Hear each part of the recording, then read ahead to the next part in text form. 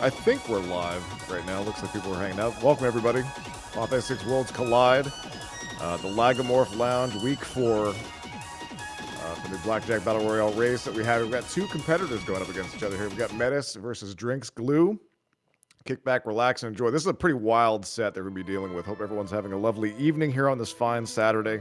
Big shouts to Nobody War for handling the restreaming side of things. Glad to have you. And he'll also be your tracker for this evening as well.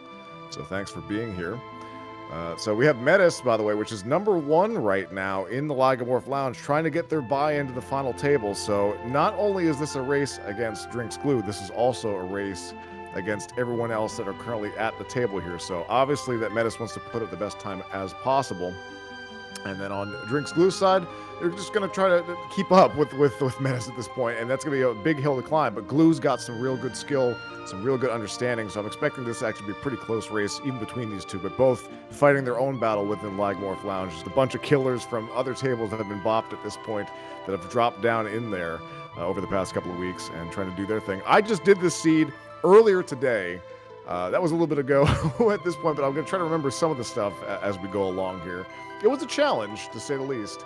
You're dealing with a lot, and we'll talk about the various cards. As you can already see that there's a bunch of objectives on there. We have the clue skip, which is any 3 of either recruiting Edgar, finding Zone Seek, defeat the White Dragon, do the Doma Siege, defeat Vargas, different things that you'll kind of come across here throughout. But there's a whole slew of things. Some of the main highlights, I guess I'll kind of touch upon at this point, friends, would be Pathetic Characters is back and better than ever. 20 to 60% stat rolls, so a lot of weakness to overcome out of the gate, but thankfully no mirror match, so you can level up a little bit and kind of get yourself there. I fully expect we're going to see some grinding. I think Medes has a pretty decent plan. It's unbound, which means that we have open world action, so we're going to see major divergence, how they handle things, how they go around doing things. Throughout it, we're going to be starting off with 2 folks that use Sword Tech and Go-Go. So we have Shadow and Sabin, both with Sword Tech and Go-Go. There, they can also equip Sword Tech, so literally everyone can use it. We have weaker commands, so having those folks with that guaranteed Sword Tech might be a strat that we're possibly going to see used, and I'm very curious to see, after playing this seed myself, how things are going to be working out with both of them. But good luck to our runners, and glad to have everyone here. Thanks for very much for those being here and being willing to hop on here this evening, friends. So kick back, relax, and enjoy. This should be a nice race to watch, and a lot is going to happen very, very quickly, I assure. And maybe a lot of grinding, but hey, you got to lay that foundation as best as possible. But I'm very curious to see what challenges, what strats are used throughout, and we'll kind of dig into that as we go. And I know the strat that I used, and it wasn't very fast, and it looks like away we go, possibly. And there it is. Starting off again with Go-Go, Sabin, and Shadow. And again, what we have is open world. We're going to see some looting happening. Looks like Medes is going to be popping down into Narsh. And let's see if Glue follows suit. Nope, Glue is going elsewhere. It looks like we're going to be going to the Returns hideout for them. So I'm going to do my best to try to keep track of both runners and what they're doing as best as possible and what they're going to come across. We also have, as you can see, Medes is just kind of eating people at this point. Go-Go, very, very hungry. We have the NPC killer, which is basically you press Y and you just delete, well, any NPC really that's in your way, including some doors in certain spots. So, you can do that. If you've ever been blocked, or you've ever played this game for any period of time, you're going to run into some difficulty with NPCs just kind of get in your way. Well, this removes that annoyance. And again, with this being open world, we trigger that Lone Wolf event already by going into the Narsh treasure hut. We have found dried meat over on Glue's side. We'll need again for that guaranteed progression open world. Found a cure ring and the clock over at Arvis's side. Let's take a gander here. What else we got? Oh, a few other highlights to talk about. No black magic, no gray magic. Those have been locked out. Espers will only teach white magic. But speaking of Espers, we got multi-summon, baby. We can use summons. Normally in the vanilla game, you can only use summons once per battle. Well, no, not for us. We will be using them multiple times per battle, which is very, very handy, very useful. It was a strat that I ended up using when I ran it myself. And we'll talk more about that a little bit later, but that multi-summon definitely came in clutch. Glue going down to South Figaro to get that looting action taken care of at this point. And it looks like the Narsh treasure loop is done for Metis, equipping earrings on Go-Go. Not forgetting about those Muguchon. Did buy some earrings there. We have generous rewards. We have split experience, soul survivors, and also we had a wealthy start, which is why we had $100,000 just out of the gate for shopping money, which is real nice. Looks like Meta's gonna be going down to World of Ruin Narsh. Curious to see where he goes with this one. And it looks like we're going to be grabbing a Cursed Shield. We got Cecil's Delight, baby. And what that means is Paladin Shields are available to find. And also, pretty low on the rolls that we have here. So Cursed Shield, 4 battles to uncurse that. Get yourself a Paladin Shield. So if you're going to do some work in the beginning, might as well do that. Popping into the weapon shop. Let's see what the old man has for us here. It gives you a choice of 2 items, potentially. Going to have a piece of Magicite. Looks like we got Unicorn or an Aegis Shield. And looks like Metis does not want to take progression yet. He can pick that up later, but takes the Aegis Shield. Looks like we got some shopping happening on Glue's side. Going to be stocking up big on those rods. They're going to be having the Pearl and Thunder Rod. And we are piecing out of World of Ruin Narsh and moving on. And speaking of looting, we got some looting happening in South Figaro right now on Glue's side and Albrook for Metis. We'll be heading over here, getting an economizer out of the pot in the corner there, but nothing he wants to buy in the shop itself. One thing to note real quick, it's in my notes, and it's scaled chests. Oh yes, yeah, it is scaled chest too. So the more you loot, well, technically the better of what you're supposed Everybody's to get. Everybody's going to get the same thing depending how far they go. Exactly. So if you keep pushing yourself forward, you have the better odds of getting better things here. So you are very much encouraged to just grab everything you can. This is Supermarket Sweep, baby. Let's go. Declining the Mog. Yeah, he went there. He looked at it and thought about it. And you know what? Maybe I'll come back later if I need that progression, possibly. I did the same thing. I didn't. I carried Mog the whole way through. Oddly enough, so... But then again, my time wasn't great. so there's that. My first 3 things on my notes was open world, and then it was 466 split XP. Nice. Fantastic. Yeah, you need 2 people just destroying everything everywhere before you can feel comfortable. I do want to call enough. out here Sorry about that. We want to call out that Metis just bought 6 Super Balls while leaving out of Albrook. Super Balls, however, they are not stat dependent. They kind of roll damage at this point, and they can put in some work out of the gate here. So looks like opting for toys on both sides here. We got Super Balls on Metis' side. We got rods for Glue. So we'll see how those work out and what we do. So where does Metis go from Albrook? Where do we go next? And looks like Glue taking Mog, seeing GP reign. And we got a party of 4 on the right side. And okay, another thing to point out here, friends, we're going to the Coliseum.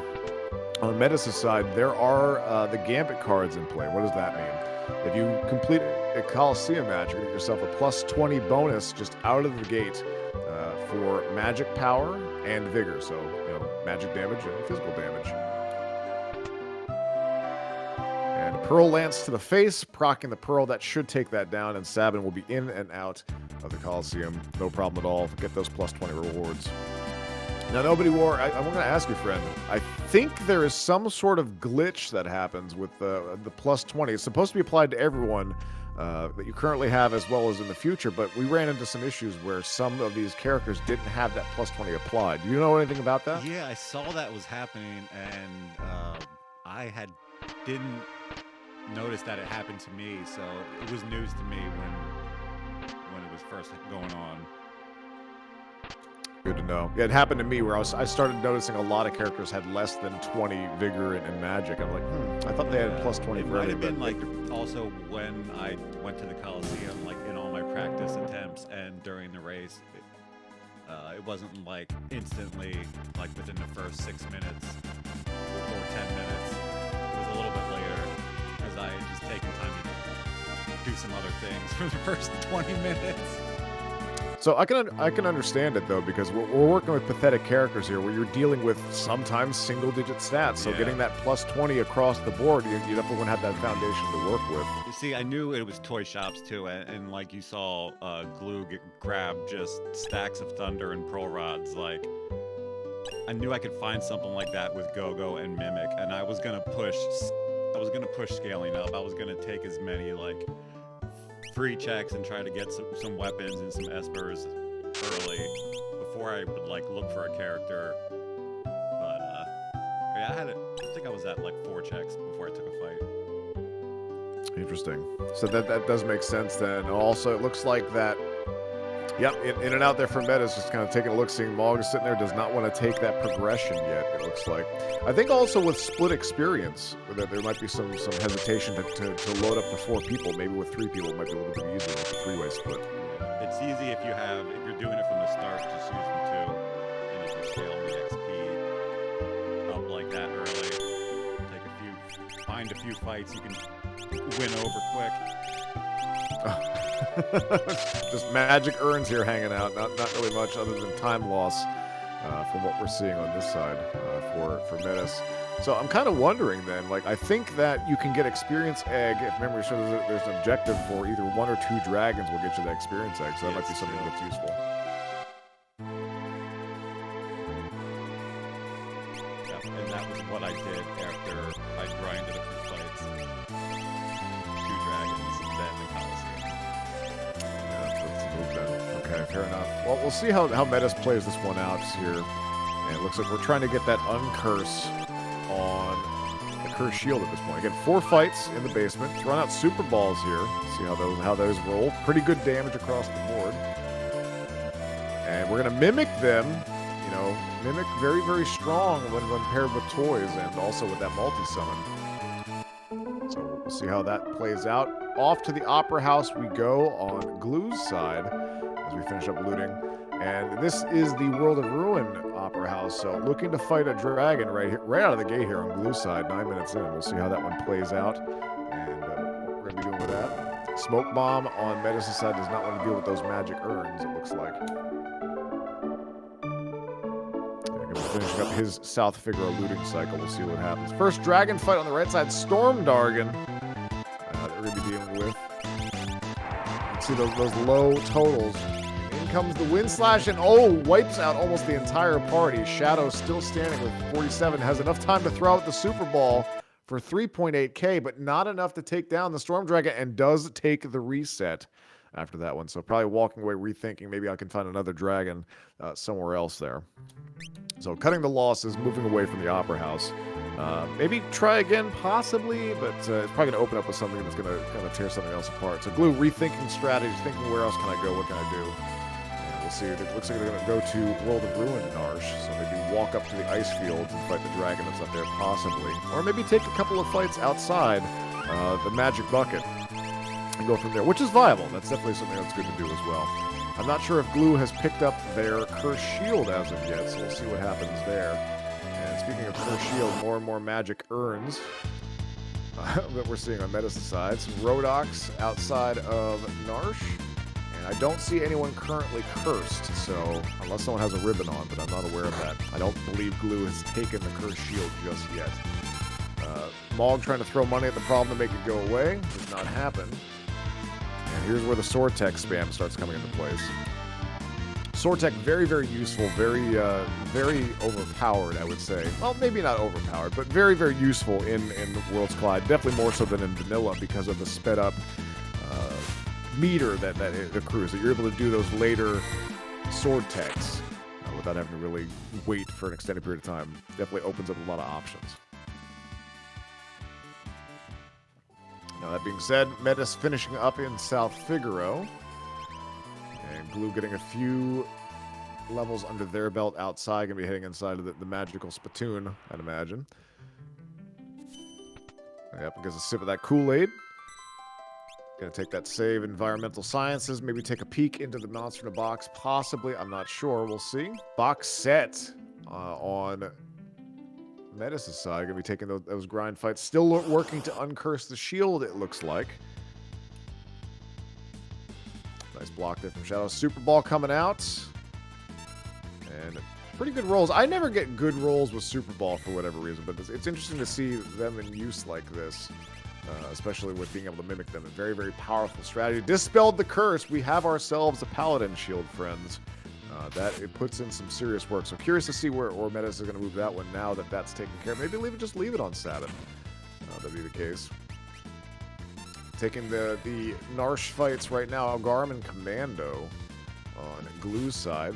Still don't see anyone with the Curse Shield on yet. So my thought was that you want to grab the Curse Shield as soon as possible, which is exactly what Medes did. If you're going to do grind fights, might as well try to uncurse that, get yourself that great item to work with. But maybe Glue's going to work their way toward that and pick that up along the way. Medes now going back. Going to be looking to sell some more and buy some more Super Balls, I think. So with toy shops in play, that means that you're able to find them at a bit of a discount. But those Super Balls still very, very pricey, if you ask me. At 11K. But for having things that are stat agnostic to do damage with, very, very nice as well. Just, Charlie Brown luck, they never roll well for me. But watching Medes actually put some work in with them, very, very nice. You don't have to worry about any sort of elemental element. Elemental element, yes.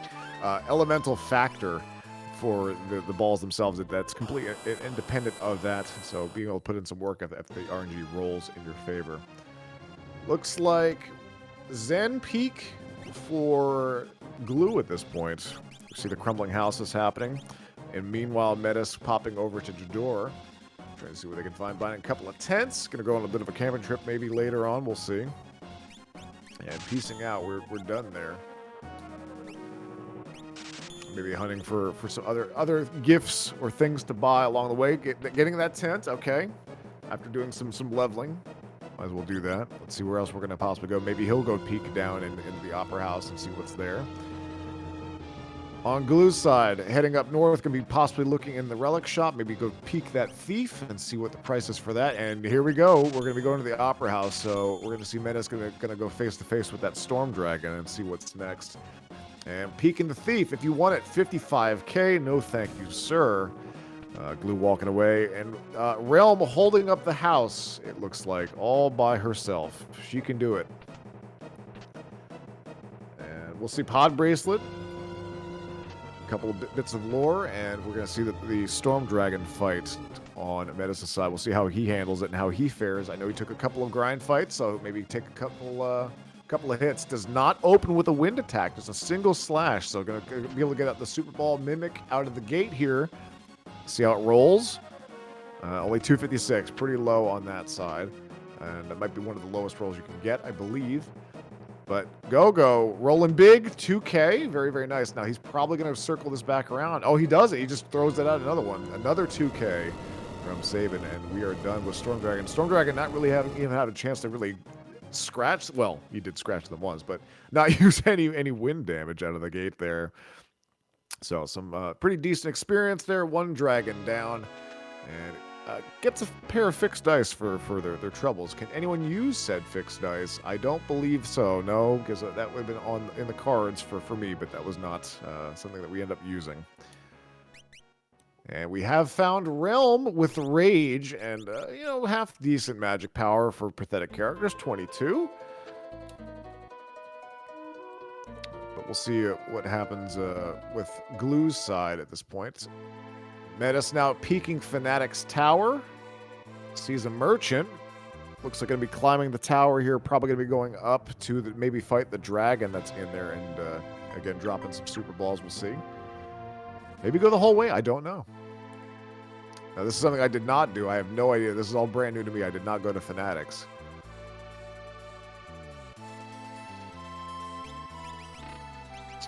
And this is the peak of level design in Final Fantasy VI. Absolutely. Just copy-paste tower the whole way up. All right, checking out the rages on Realm's side. Looking to see if we've got anything that could be viable. Got Skybase IO on there. So Realm entering the chat. Gonna see what we can do, and we're getting dizzy on Medes' side as we climb to the top. See what's actually up there. I don't even know what treasure is up top. We're going to peek in here. Dragon time, yes. Magicite in the chest. We don't want that. Hello, Dragon. How are you doing? And it's going to be the white Dargon. Will they open with any pearl attacks is the question. The level question mark pearl. I did not know. I didn't see what the gold was. And it's okay. Scar Beam. It's pretty weak on the pearl side of things, but opening with 2 attacks. I think you can open with up to 3. Actually, that was pretty rough. Go-Go taking a little bit of a nap from that one. And will not be getting the experience from this fight, unfortunately. But Sabin taking it down. That's 2 dragons down now on Medes' side. And we see Glue going right into World of Ruin Zozo. Not having to talk to the merchant that wanders in the north there. They can just use the Y NPC and just walk through the door and get right in there without having to buy it. Why spend the money when you can just remove the door yourself from existence? All right, so into Mount Zozo. Curious to see if they'll take a dragon fight along the way. I probably imagine that would be the case at this point. The Storm Dragon wasn't very kind to them, but we'll see maybe if we can throw some rods or something at them and see what happens. Now, will we continue to climb? And we do on Medes' side. Let's see what awaits us at the top of the tower. And we'll get through Mount Zozo here on Glue's side. We're in the room, the amphitheater that houses the dragon. Taking that safety save. Hitting the switch, releasing the dragon from the treasure chest. How it got in there in the first place, I have no idea. And that's a red dragon on that side. Did not see what was in the treasure chest. I looked over just for 1 second. So hopefully the treasure chest had something good. Nobody more. Did you see what was in the chest for Medes out of curiosity? Genji's shield. Genji's shield up top. Well, curious to know what that merchant has down below, but we're going to get through a fight first, which I'm going to imagine is going to involve Super Ball spam, since that's been kind of the push at this point. Speaking of, here's some Super Ball spam on Glue's side, but not getting rolls that I'm more accustomed to. This is what I've usually seen and why I usually don't go with this route, but I understand what it can do. Uncle Alti up on top of the Mage's Tower, the Fanatic's Tower. 3.5k, good night. Taking care of that one, Sweet Prince. So, on Glue's side, trying to play some triage here against Red Dragon. Throwing out some Super Balls there. Go with 8 health. Here comes more fire, and it's going to be the wave taking out a lot of the party there. Big, unfortunate thing to have happened. Realm and Shadow still standing as Medes working their way all the way downtown. And it looks like the dragon falls. Shadow and Realm will be walking away with some experience there, keeping it in the family, as it were. Now, that said, going to be getting a free item from this as well. Gets an Aura Lance. Okay. Move on to complete the check. Hopefully they have some Warp Stones in tow and they can get out of there. Medes getting dizzy walking down once again. If only there was just a giant hook that you could just hop down, just like in Zozo. Okay, let's see what this merchant has for us. Piece of Magicite on top of Mount Zozo for Glue. Maybe something good, possibly. We'll see.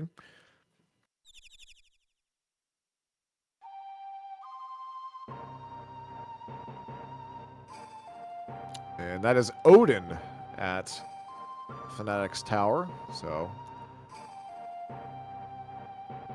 we've also completed 2 dragon checks there, getting that Dragoon Raiment. Seraphim over on Glue's side.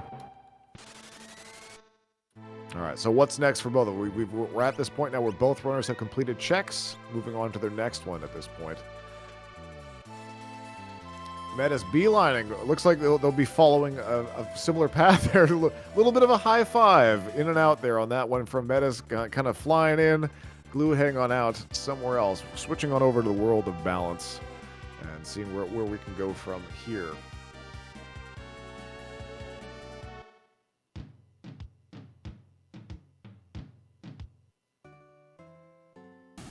And we are in Mobluz right now. We're going to possibly do a little bit of shopping, see what's there. Medes going to be going through. I imagine that they may take that fight. Looks like Flame Shield's on sale here at Mobluz. Going to be selling some things. A chainsaw, gold hairpin, get rid of those things. Just trying to get enough money to get some more elemental shields. I respect it. Again, while we have a second here, folks, while we got some shopping happening on this, Again, please check out ff6worldscollide.com if you want to get involved with the wonderful community. Please join our Discord. Always something fun happening. This is week 4 of the Blackjack Battle Royale, but this is not where the event ends, my friends. No, no, no. Final table action will be coming up over the next couple of weeks as we trim that down. And again, these folks here in the Lagomorph Lounge are trying their best to buy their way into the final table after being eliminated from their previous tables that they were in. Medes right now in a very good position to move on based on his current GP total. The more people that you beat, the more money you make is what it comes down to get that buy-in for that final table. So definitely keep it here. Give the channel a follow if you haven't had a chance to yet. FF6 Worlds Collide here on Twitch. And go check out the YouTube channel. If there's any VODs that you miss of any races or want to catch up on some of the stuff that's been going on, including some card overviews and talking about how we've got to this point, go check out the YouTube channel. And you can see everything that's there. Just all in all, great content. Big shouts to the whole content creation team for the work that they put in. And just all in all, just a great community. That being said, moving on, we saw that the dragon goes down on Medes' side. More Super Ball spam, once again, just mimicking it. Very, very strong, just putting in the work. Very quick. And he'll get the Seraphim on their side. And Glue taking a save, going to be looking at Seraphim, seeing, again, remember folks, no black magic, no gray magic of this. Those cards were drawn, so it's just cure magic. But you can still get some half-decent stat boosts from those level ups, especially if you're going to be pushing up. And with working with pathetic characters, you know, being able to increase your stats in any way, shape, or form is definitely worthwhile. And you definitely want to do that. Especially since you're getting an experience egg, you can possibly push that up too. In tandem, if you can find something halfway decent. Warpstone, and we're out of there. On the Mount Zozo side, looks like Glue's going to be taking a dip in the Serpent Trench. And a couple of fights along the way. Back to Albrook we go. I'm anticipating we're going to grab some Super Balls here in the item shop. Going to restock. Going to sell some of the loot that we don't need, and that's exactly what Medes is doing. I can definitely see the gameplay loop that they're doing and trying to accomplish. Also, I want to throw out, friends, that this is Far Horizon. Typically, the base stats or the base requirements are 6 characters, 9 Espers, but with Far Horizon, that is bumped up to 8 characters, 12 Espers before you unlock Final Kefka. So trying to push their way through. Tracking right now is showing that we're still sitting at 3 characters on Medes' side, 2 pieces of Magicite, but 3 dragons down. Glue, however, 5 characters into 1 piece of Magicite, 1 dragon down. So a little bit different approach. This Chimera putting in some work here on it's pretty scary, pretty scary river to jump into. Some low health for Gogo and Sabin, unfortunately. So, but they're trying to get those fights and trying to get that experience. People just trying to punch down the Chimera. From the looks like they are presently berserk. That would be why I missed that part, unfortunately. But Sword Tech gonna put in the work for them, hopefully. Oh boy, here comes Fireball to rain down on the entire party on Glue's side. Only Gogo taking the nap on this one. Medes now, it looks like going to be climbing up, maybe going to go fight another dragon possibly. World of Ruin Narsh. Maybe go take a peek at Tritok, hop down into Umara, let's see what's there. Glue getting through on the Serpent Trench, going to be getting a bit of a respite here. We'll be stopping off, holding right there. Going into the cave, we'll have a chance to heal up. After this level, oh wow, this is an absolutely evil trench. I would run at this point, if at all possible. Life 3 coming out for Barbie. Oh, sorry, not Barbie. Level 80 magic. Yeah, Smoke Bomb or Warpstone, I fully respect that. Not really worth it, considering that they could definitely take down your party in one turn there. Not lucky enough. And sure enough, Medes going to be attacking the blue Dargon up on the snowfields of Narsh and throwing out the Super Balls and just kind of relying on that as some reliable offense. Again, pathetic characters, the stats are a big problem, and if you don't have any other means to do damage with, you might as well go with something that is not dependent upon stats in the first place. You kind of negate it. Just so long as you're able to keep that going. How this Harpy is surviving underwater, I have no idea on this side. Looks like there are no commands on Go-Go at this point. He's just there to mimic. That's all he's there to do. And mimicking and getting a Pearl proc. Interestingly enough, very nice.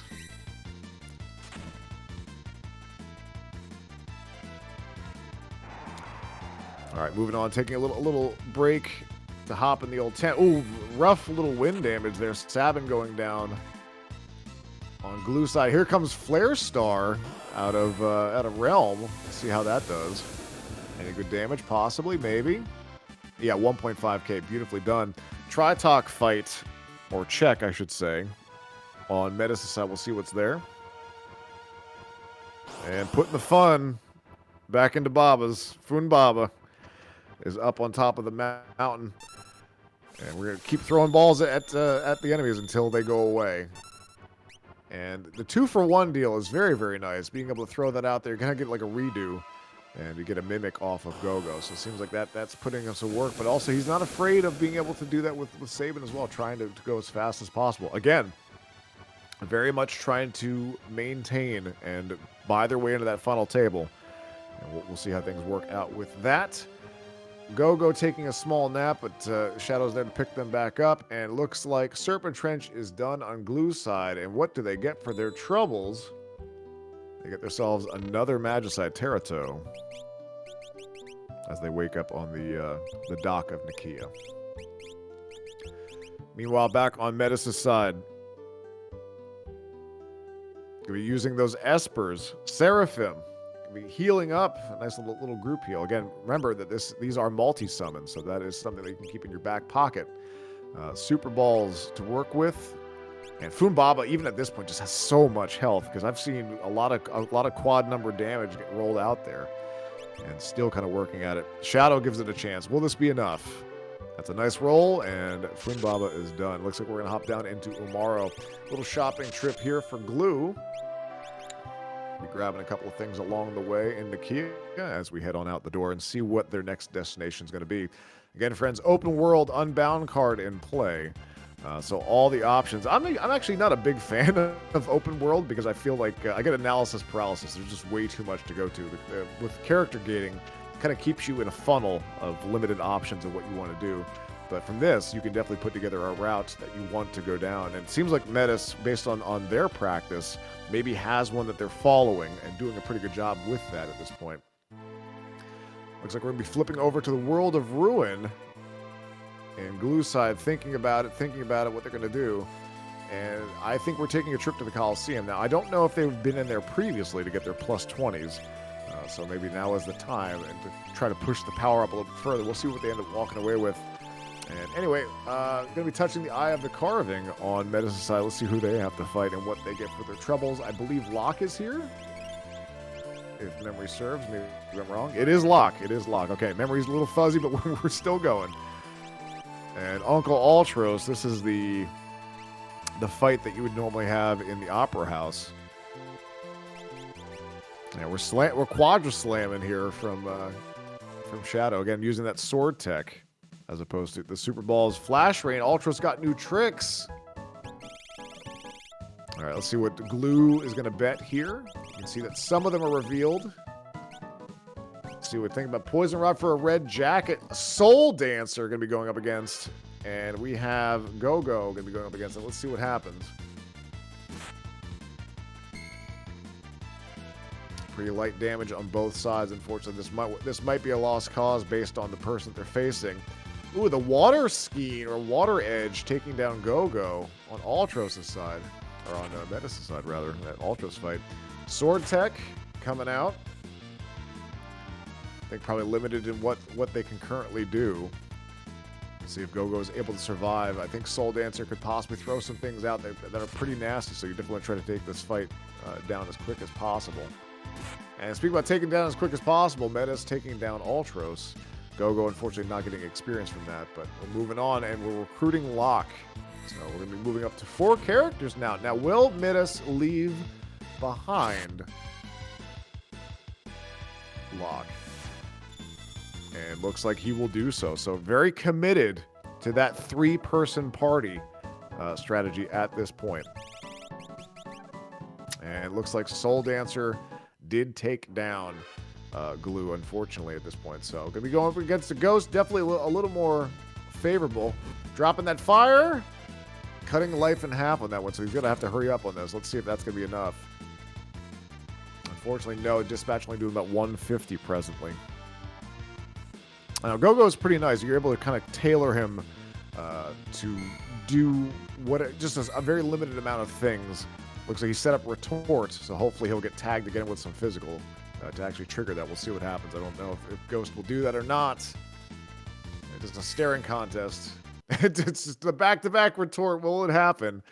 And then reset to go with it. On Medes' side, we are facing Tritok. I don't know how he's flying while he's frozen. I guess you can kind of see his wings, but nonetheless, big rolls there from the Super Ball, taking down Tritok with ease. You can now fly the friendly skies in World of Ruin. And not have to worry about it anymore, that great unknown is taken out. Back to the Coliseum, looking to decide on Glue's side. What do you want to do? Going to go back for that Ghost fight again. Maybe bring somebody else into the fray. Shadow stepping up into the Coliseum. Eats fire to the face there, but has more pool. And unfortunately, he's got a weapon on. Looks like a striker, possibly. That does insta-kill. And with Ghost being an undead enemy, they regenerate with full health. It's very, very silly. But nonetheless, they come back. So we'll have to hope that does not proc on his swings. Or if he just sticks with his sword tech, that might be the move here as well. All right, Medes up in the air, back in World of Balance.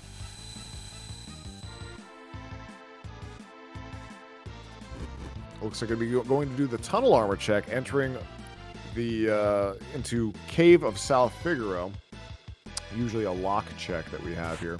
See if they grab any treasure chests along the way. Again, remember those scaled treasure chests are in play.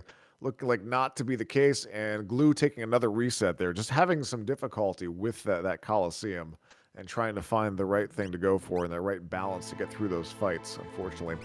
Tunnel armor popping out the wall here. It's Guardian. That's tunnel armor has been greatly upgraded. So we'll see if the Super Balls are enough. Can a bunch of toys take down a military weapon? I fully expect that's going to be the case.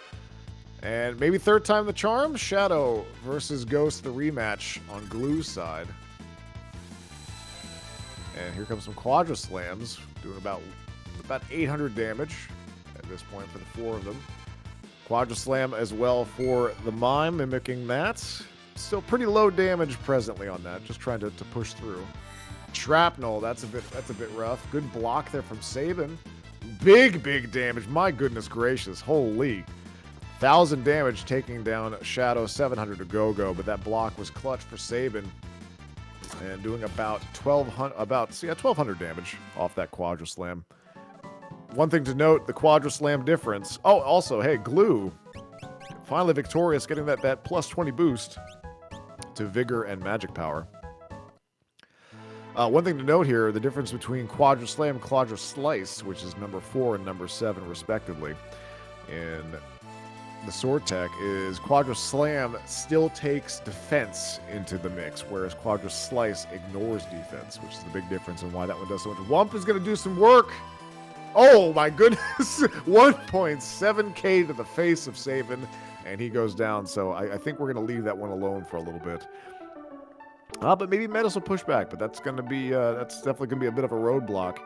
And here we are back at the Opera once again for Glue, the rematch against Storm Dragon. We'll see what's in store for this one now. Get a little bit more of a health pool to work with. Going to be going to do that Doma Siege. Now remember, friends, this is part of the clue skip. You need to get 3 things. We have to find Edgar, Zone Seek, Vargas. You have to do 3 of these things, and Doma Siege is part of it as well. And Gao is hanging out here at the Siege, and it's a ghost train that's trying to charge its way into Doma. We don't have Blitz, unfortunately. We got Sabin in here, and you're looking at it thinking, oh, can we suplex? Nope. We got that sword tech. And that's okay. We'll work on dispatching it. Realm doing 4,000 damage with Thunder Rods here. So Murder Child putting in some serious work.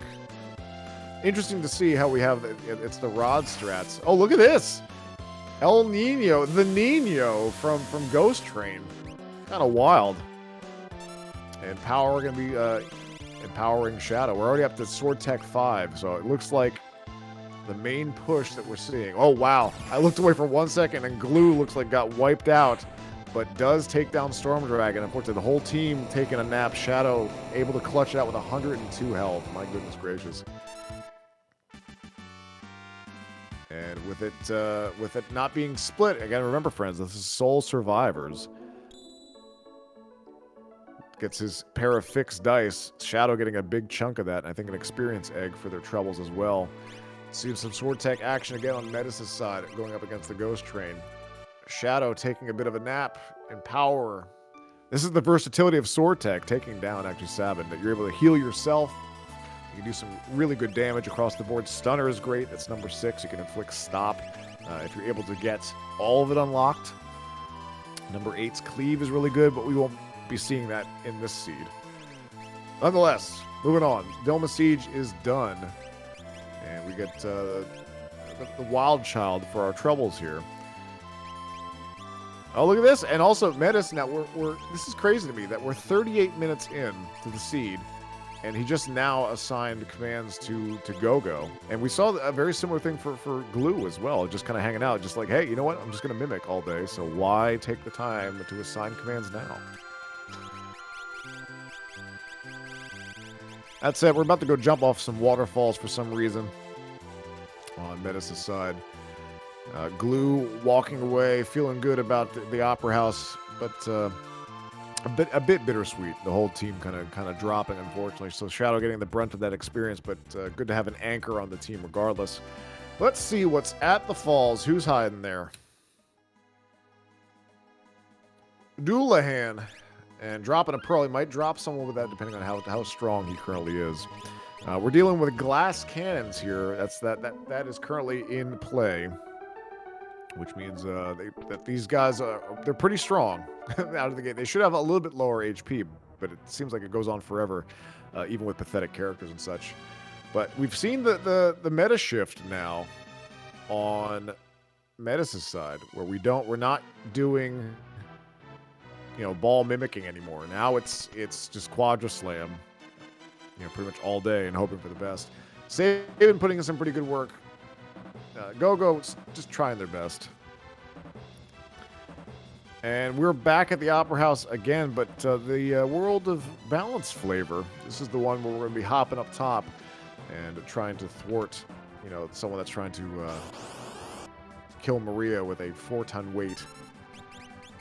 Pretty gruesome, really, but pretty wild set of items up or enemies up top up here. Again, banking on that IO rage. I believe IO can do Flare Star, which is what we saw Realm do earlier. Might be a good AoE clear.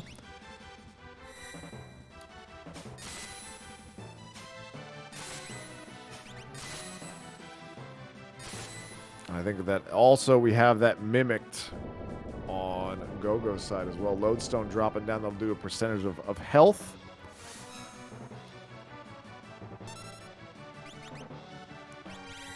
Yeah, we are fully committed here on Medes' side. That just full Sword Tech swings all day. Just Quadra Slam it. As soon as he gets up to 7, though, that damage will jump way up across the board for all 3 of those folks doing the work there. But Sabin putting in 2,000 damage worth. Very, very nice. The respectable damage at this point.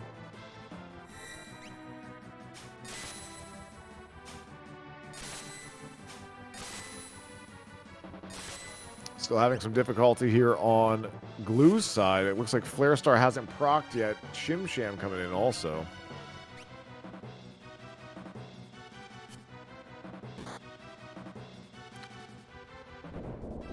$2,000 damage coming down. It seems like both runners right now are just struggling with their respective fights. And just kind of hoping for that Flare Star proc, which here we go. Let's see. Is it going to hit everybody or just one? And it's hitting everyone. Doing 800 damage. A Life Shaver coming out. Not shaving much of the life, though. Surge is a bit of annoying.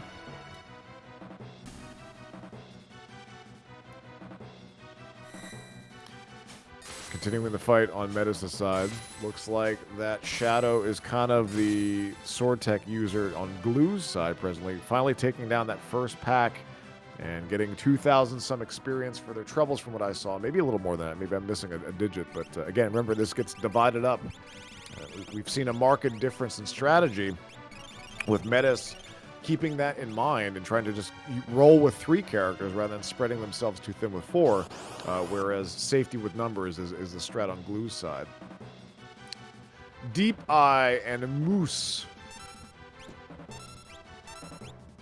on Glue's side. Dullahan getting taken care of on Medes' side. We'll see what we get for our troubles, what waits for us at the end of the falls.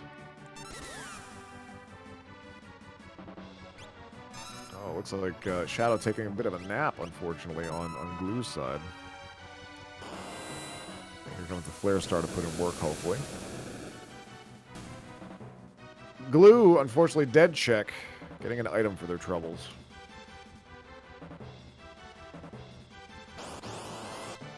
Glue trying to wait for the rat to kind of move out of the way, but unfortunately getting tagged there. But it seems like they're having a quicker time with the deep eyes than trying to deal with the other team that they had gone through last time. Off we go to Coliseum. On Medes' side, we're going to go take a peek and see what's there. Free check right here in the diner. And it is another dead check. Looks like we got a snow muffler for our troubles. Off to the general store. Maybe we're going to sell and look for things to buy, possibly. Got an enhancer, but only lock can be enhanced. Not like really looking for... Oh, look! Snow mufflers for sale. I think we got stolen goods, possibly. But hey, you know, the authorities won't believe us when we said, yeah, a ghost gave it to us. So, oh, it's pretty wild. But nonetheless, we move on. Medes now going across the board. Wow, going a long distance at this point. We're going coast to coast, baby. Here we go. And it looks like Imperial camp is in the cards, so to speak. And we'll be heading down there. And Glue almost to the very end here. Has one fight to dodge. Unfortunately, not getting the good luck there. Another deep eye. Into the Imperial camp we go. For Medes. Couple of forced fights. Shouldn't be too bad. We'll see if they peek any of these treasure chests or if they're just in full send mode. And looking like full send. Respect it. Crawlies. Quick and easy. Usually find them in South Figaro Cave pretty early on in Vanilla, so it shouldn't be too bad. And one more fight for Glue, and we'll see who is terrorizing the opera. Take that one down as well. You can already see already, just by looking at Medes versus Glue, just look at the health totals that we're kind of working with at this point. Of not spreading that experience thin, and the fact that Medes has taken down 4 dragons, you know, getting that experience push at this point definitely kind of pays dividends early on, just trying to get that move. First class we're facing here in the camp. And we are seeing a bit of a meta shift on Glue's part, getting that Dragoon raiment rather, and putting that to use on Sabin. So Dragoon Boots will enable fight to become jump, and then Dragon Horn will make that continuous. So you have a chance of it being 2, 3, or 4 times the jump happens. 4, very, very rare, like a 3.5% chance of that actually happening. Which is why when we were commentating the last race, we saw 3 or 4 of those in a row. It just blew our minds. That just the odds of that happening were just crazy. But nonetheless, you're guaranteed the 2. 3 can happen every so often. 4 fairly rare, but very useful when it does. And away we go to the fight on Glue's side at the Opera House. See what awaits. First class almost taken down. Shadow doing about 600 with a dispatch. Not terrible. And it is Polo del Fuego. Spicy chicken. Fire chicken. Get your emotes out if you got them. Oh, look at this fight, though. On Medes' side, getting tore up. My goodness gracious, 2 things in Wombat. Ripping. Just one after another. I can't believe it. I cannot believe it. Medes just getting destroyed in the camp. And there was nothing they can do. Just back to back to back to back. And just dropping like flies on that. There's nothing you can do. You try. It's just unbelievable.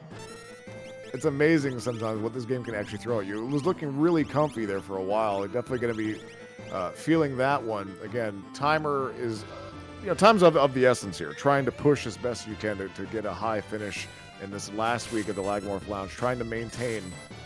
And Medes has done very, very well on previous weeks as well.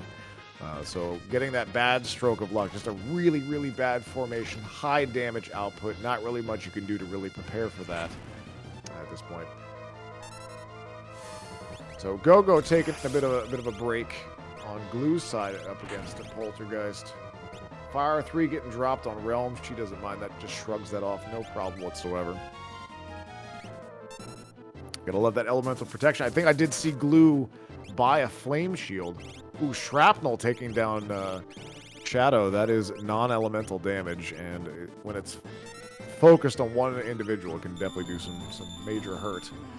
Sabin trying to bring Shadow back, and looks like we're going to be possibly doing a Magitech Factory dip for Medes. So walking away from the Imperial camp after that one, and I fully respect that.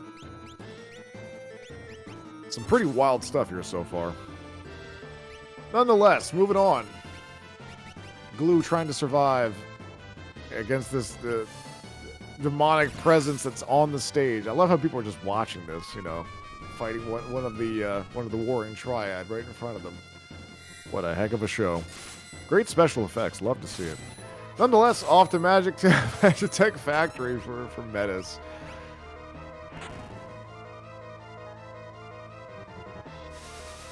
And opting, again, just completely focused, just foregoing all of these treasure chests. And with it being scaled treasure chests, I guess that, he's happy with what he's got presently.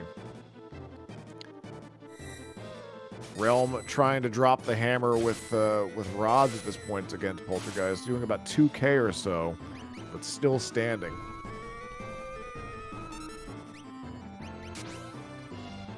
We're dropping in with Ifrit and Shiva.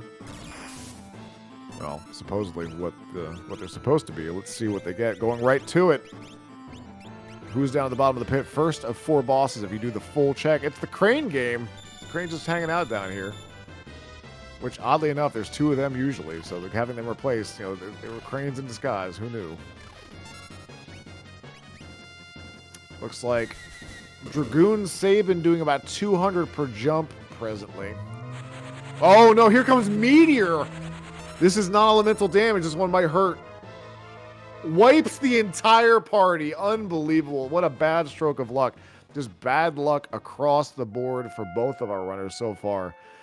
So that is going to be a bail on Glue's side. Glue is trying to find a foothold and having some difficulty. 1 Crane down on Medes' side. Tech barrier going up. And here comes the Ice Rod and gets wasted because it was aimed on the other one. Does not autocorrect to the opposite side, unfortunately. But Shadow's a ninja. Shadow should have eyes in the back of his head, basically, It shouldn't be that much of a difference for him to turn around to use the rod, but nonetheless. Quadra Slam coming out. About 1,200 on that Crane. The Cranes usually don't have a lot of health, so this should be pretty straightforward. We're going to see Glue going into the Doma Siege. So that's going to be the Ghost Train. They will be picking up Gao. I'm sure Glue says Smello to Gao.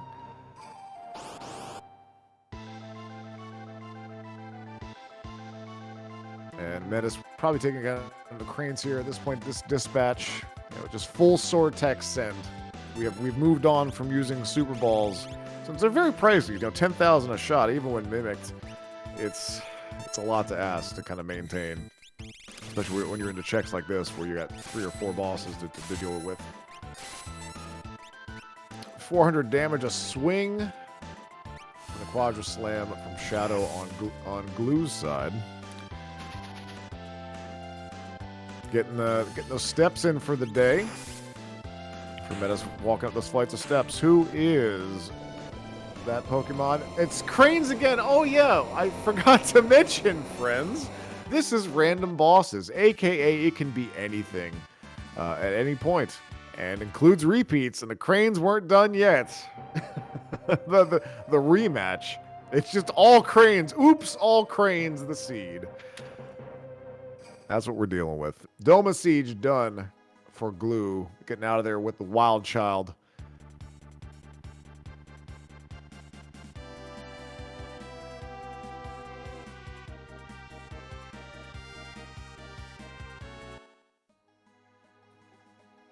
That being said, moving over to the falls for Glue, which I think we've already seen happen. Yeah, we have that. We have seen that happen already. My memories are a little fuzzy. Shadow taking a nap right now on Metis' side. Go here to pick him up.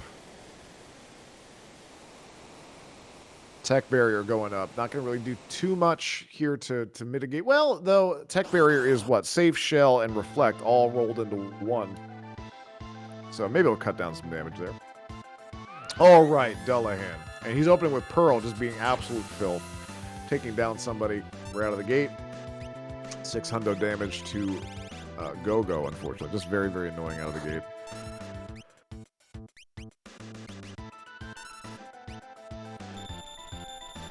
On Metis' side. Warping out. So did the half dip and go. Just trying to get those pieces of Magicite, it seems like, out of that. So not doing the full shebang. Just 2 is enough for me. I don't want to face a third round of Cranes. Yeah, presumably.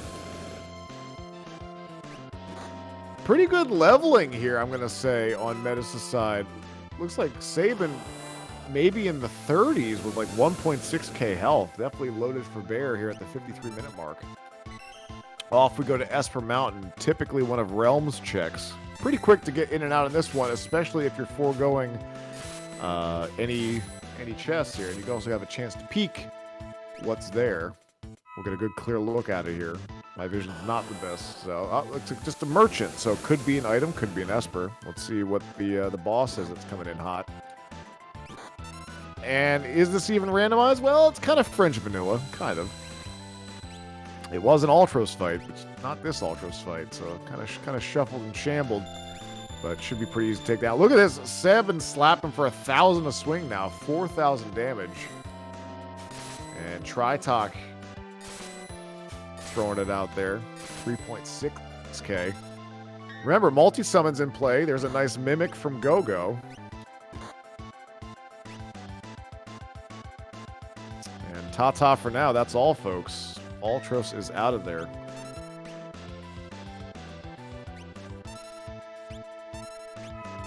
Grabbing their piece of Magicite and heading on out. Realizes they got them warp stones. I don't think you can warp in that room possibly, so maybe just have to step outside, but does so using the warp. Let's see what's next for Metis here. Very calculated route. Gonna go peek the Phantom Train. So this one's kind of nice. You can kind of just go in there, go to the right and see if there's anything, if there's a character there, or if it's, you know, you can go up to it and literally ask, hey, what do you got? And see what you're actually going to get. And if it's dead check, you just avoid it. Unless it's something you really, really need. Well, let's see what's on the train.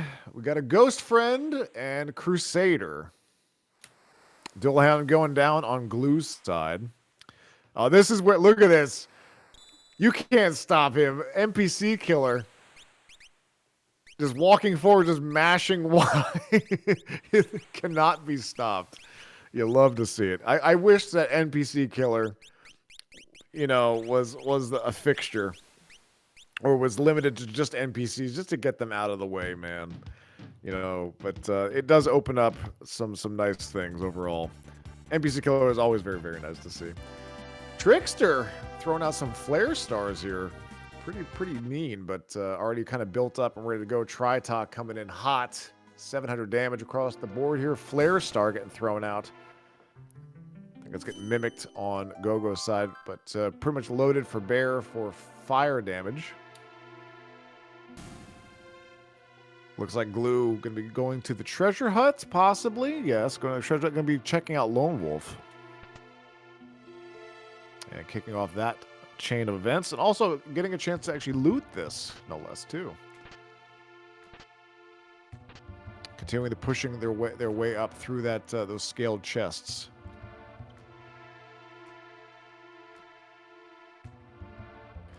Trickster's taking a lot of punishment, but with them only being able to dole out fire damage from what it looks like here, this shouldn't be too bad. But getting hung up here for a little while.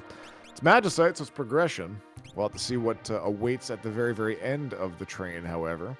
Shouldn't take too long to get to. This is the only real forced encounter before then, and if he's going to skip all of the treasure chests along the way, as it seems like he's content with what he's got, he's not going to worry about trying to grab anything else, and committed to it. Sabin doing 2.8k damage with Quadra Slam, still trying to push their way up to get into that upper, level 7 sword tech, or Bushido as it's referred to in the Japanese version. It's weird that they changed that. It's Bushido becomes sword tech and Katana has become knife as their type. Very, very odd. Nonetheless, moving on here, we have about a halfway point of the Ghost Train. NPC Killer putting in the work once again. And we have found Atma Weapon on Glue's side. The first one, not Toilet Atma, the second one.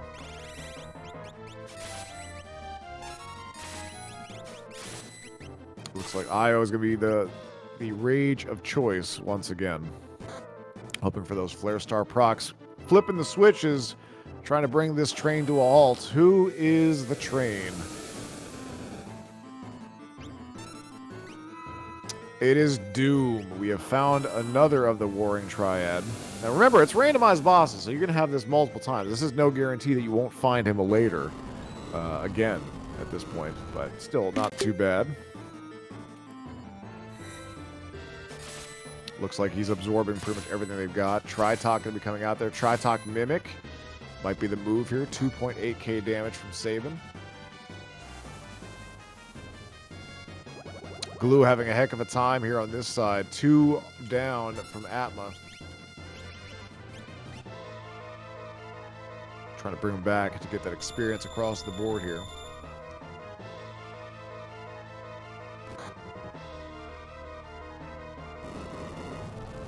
So Shadow's got a cool pair of sunglasses. Oh, here comes the North Cross.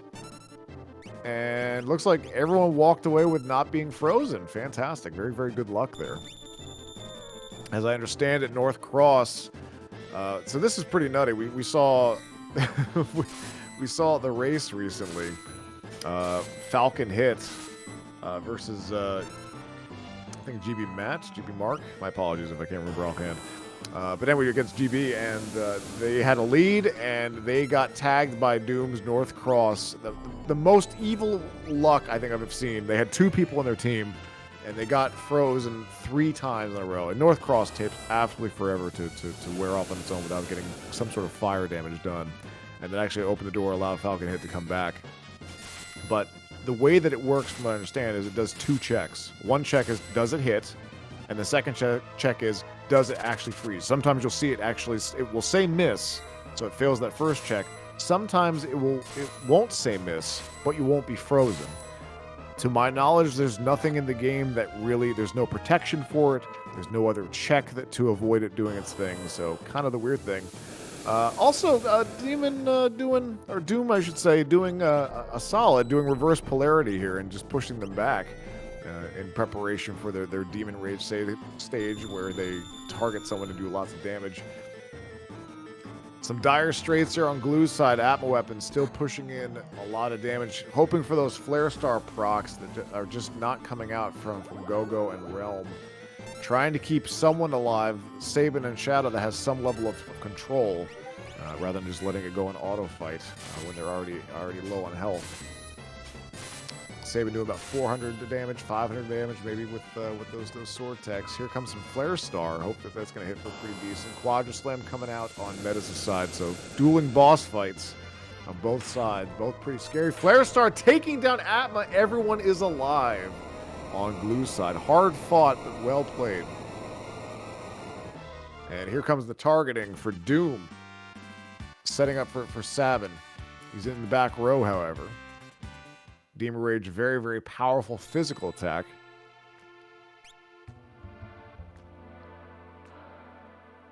Oh, and look at this. He's got Golem.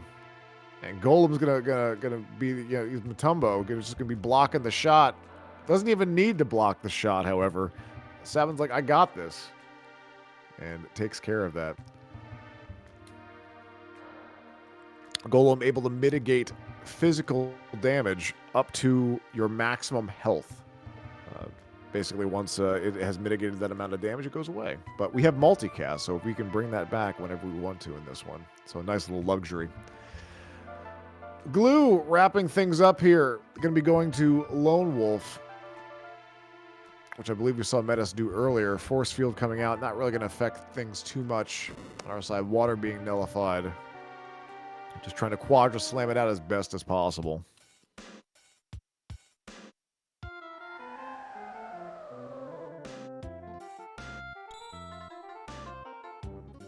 And that is a snow muffler as your reward for completing the Lone Wolf check. So dead check, unfortunately not what Glue probably wanted at this point.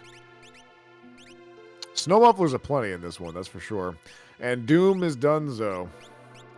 Escaping the train there on Metis' side. We're at the hour 02 mark presently. So tracking is showing 5 characters, 7 Espers, 4 Dragons for Metis. Glue having 6, 3, and 2 presently this time. So still a lot of work to be done. Glue obviously looking for a lot of Magicite. And that's gonna take some time. And 2 more characters. Metis right now has a pretty even keel setup at this point. We'll see what comes next. But taking some unfortunate deaths from both sides. Definitely very frustrating. Gonna be climbing a mountain on Metis' side.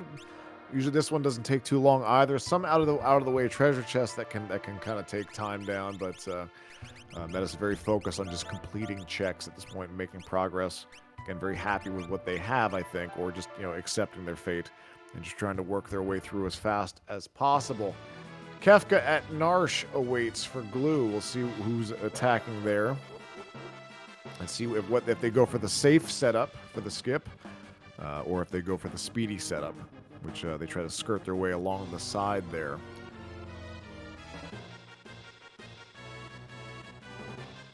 So both begin the same way, standing in the middle here. The soldiers will always follow the same patterns, fully predictable. I don't know why they don't see that they're just standing there and just walk right by, but hey, that's cool. Going for the fast setup, and gets it. Very, very clean. Very nicely done. Or am I wrong? Looks like maybe got tagged by the runner, possibly. So this might be one that maybe grabbed them on the back there. And we have the 3 Stooges up on Mount Colts. This fight can be very difficult and annoying, especially if you can't target someone, but busting out the ice rod for this one. So opting to do that, and probably going to mimic that. And sure enough, here we go. So rod's very, very powerful, as they are able to not only pierce, reflect, but they also roll extremely high, and I believe they ignore magic defense.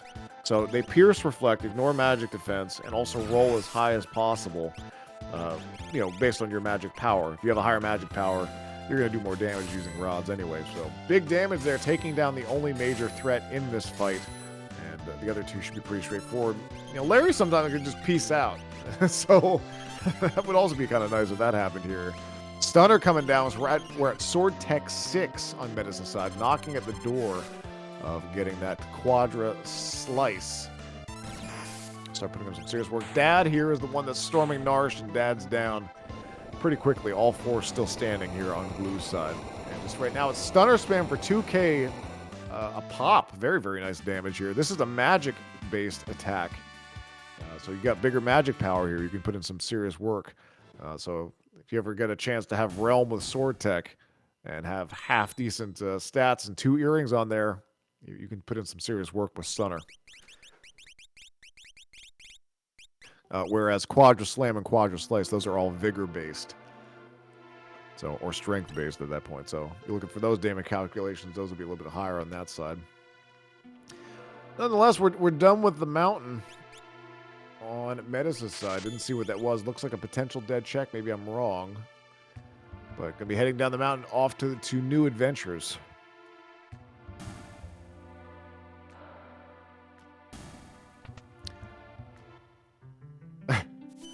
the NPC killer to get inside the beginner house. I love that. Yeah, a little high five there. Both of them kind of hanging out in that section. Looking like Sabin sitting at level 37 here on Medes' side. Highest level is Shadow 25 on Glue's side right now. So a 12 level difference between the two here, just based on the changing of the stats, or changing of the strats, I should say. You know, using 3 characters and focusing entirely on that as opposed to having that full party of 4. Medes seeing that Locke is peeking out from Yeti. Gonna be taking a look at Welk. This is a Terra check usually. And we'll find the Atma weapon that we saw Glue struggling with earlier.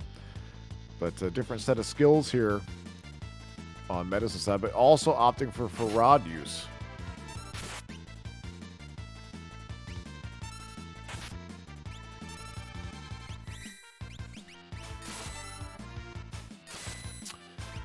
Putting in almost 10k damage there for the first volley of rods out of the gate, and will continue to do so. So just trying to get rid of that as quick as possible. And looks like Glue may be taking a grind fight, possibly, or maybe forgot to put Mugwatron. I'm not entirely sure, but fighting the Garms and Commando out in World of Ruin Narsh once again. So maybe realizing they need to buff up a smidge more and opting for that route. This Atma will not die, for the record. And pulling out a flare on this one, how much damage is that going to do? Only 700. Shadow able to endure it, though, but just throwing rods as much as possible. Lots and lots and lots of health. Crack boom finally. And see what Medes gets for their trouble. And looks like Dragoon Sabin is off the table for Glue, switching to Mughal Charm and Hero Ring duty on that side. And Carbuncle is your reward, along with Unicorn. So the double dip.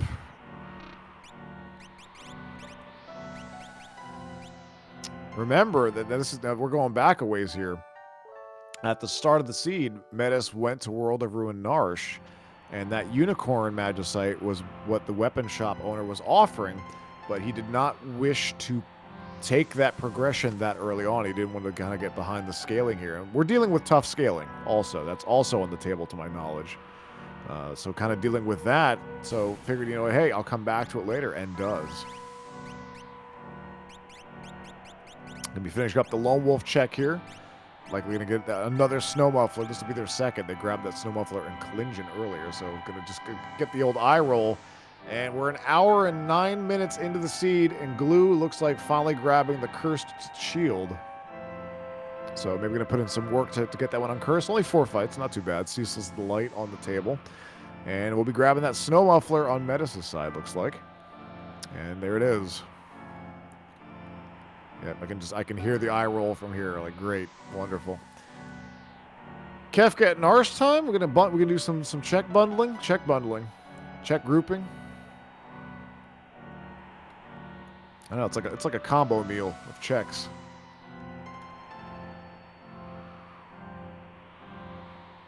We're gonna have an alternate dimension high five. Glue opting to stay a far distance away from that dragon, trying to get to that save point, it looks like. And here we go, gonna fight the dragon. It is the blue Dargon, water-based. And wow, Water Edge comes out and wipes 3 out of the 4 folks there. Unfortunately, Paladin Shield. Paladin Shield gives you weaknesses to everything unless you have it mitigated in some way. Fast skip from Medes on this side. What's up, Dad? I'm going to fight Dadaluma. Acid Raid coming out, wiping out Realm. That is a reset from Glue. Definitely frustrating to have to deal with that. At this point, do you fight them again? Or do you go and peek Tritalk? And yeah, Tritalk is definitely the play here on this one.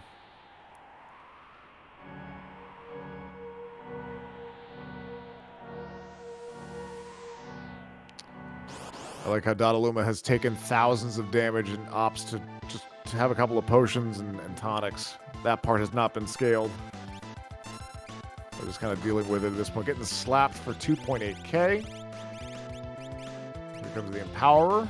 They're going to get Shadow back up and running. Very, very good heal there. On that point, stunning from Gogo. And down goes Dad.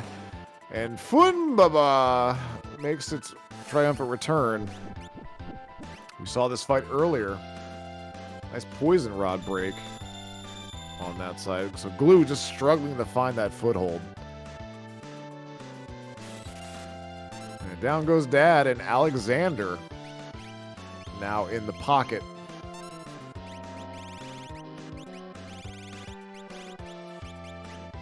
Still sitting at 5 characters on Medes 7. 10 pieces of Magicite. We know where Locke is. You know, Medes definitely saw that when peeking up there and going into Welk. Oh, wait, never mind. He was already in Umaro. That's right. So even though he already has Locke, you can still see him there, interestingly enough. That's not tied together. But nonetheless, okay, so that one, that bit of knowledge means nothing to Medes. We're getting the two mixed up at this point. Glue has not yet gotten Locke, but sitting on 6 characters presently. Looks like we're going to peek Gao's dad's house. Gets Magicite number 11 from the shadow spot. Nice little freebie there.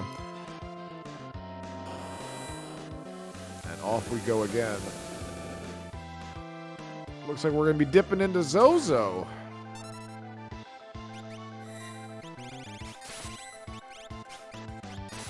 Probably making the climb up to, yes indeedy, we're going to be making the climb up to where Dataluma usually is, it seems like.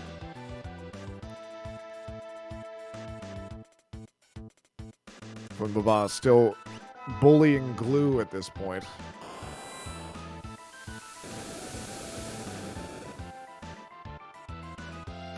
Hoping for those Flare Star procs, doing 2.7k. Shadow putting in about 2,000 damage here on Quadra Slam. Sabin taking a much-needed nap, holding on to that Curse Shield, unfortunately. Plasma coming out on Shadow. Heals him up, so not too bad there. Should be pretty decent.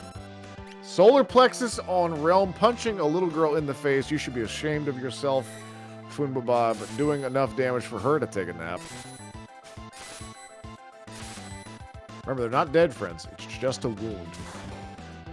Doom Gaze flying around in Zozo. Level 5 Doom coming out. 2 out of the 3 taking a dirt nap on that one now. That's full on Doom, baby. That's spinning skulls. I don't think that's just a regular old nap. But nonetheless, 2 out of the gate here. Thankfully, Sabin was different. But Doom coming out once again and somehow missing Shadow. Thankfully on that one, trying to get up and running here. Arrow coming out. Shadow might be dying on that one, possibly. And does. Sabin still standing strong with, I believe, possibly the Paladin shield. But needs to get some warm bodies here and try to divert some of those Doom attempts. Here comes the Surge. Let's see how Gogo fares with this one here. Unfortunately, Medes having a rough time. Al actually brings him up here. Looks like it's pretty decent. Meteor. Oh, wow. 400 damage to Shadow there. Funbaba just going off script and just going big ham now. And Glue just Hail Mary for 2k damage. Slap, and here comes the bolt. That's going to keep Shadow alive. Nice little heal there. Solar Plexus, 300 damage, so a little bit of hurt and heal on that one there. Throwing out the stunner here, the Stone Cold Stunner on Medes' side. Not a whole heck of a lot of damage, unfortunately, against Doom, but looks like about 2,000 with the Quadra Slam. Coming out force. Oh, we got Whirlwind. And Funbaba going down, Shadow standing tall, the single hand. Avenging the fallen. And getting, once again, remember, he stood tall earlier. Against one of the dragons, got a whole bunch of experience. And happening once again, just getting the lion's share of it. On that side, so getting Shote for all their hard work.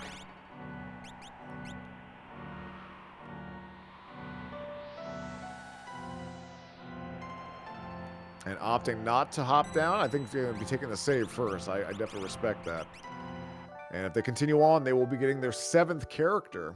Locke, we know, is waiting in Umaro. Here comes the W wind once again. And tagging a lot of folks. Health a bit of a concern. Oh, Go-Go taking a nap for Medes. Dispatch is coming out, just dispatching the dispatch. Empower is a good move here. Get that free heal. 2,000. Very, very nice. Especially when they're low on health. Probably going to see a similar play here from Shadow, and we do. Putting those sword techs to good use. Oh, nice block of Doom there from Saban. Also, I really like the fact that whenever the shields come out, they are the color or the palettes of the attack that would come out normally. You know, definitely very fun. I like that. I like the life 2 play here. We can go back, but unfortunately, the double block, will it miss Shadow? I don't think so. Nope, missed 2 of them. Got Uncle Alti on Glue's side. 5,000 damage from cracking a rod. Mimicking that, 3,000, 3.4, or almost 4,000, 3.9k rather. Doomgate is not going down. Just a lot of just very resilient. And Saban getting taken out with Doom. He held on for so long, and Medes was ready to bring him back up. Ultros is done on Glue's side. And gets Lock for their troubles, moving up to 7 characters. So 1 character away. Interestingly enough, so 1 character away on Glue's side to meet that requirement. Medes 1 Magicite away to meet that requirement on their side. We don't know what's at the top of Zozo Tower other than Pain and Agony presently. But doing a good job trying to push their way through. Doom coming out once again, and Shadow getting the one to be claimed by the Reaper.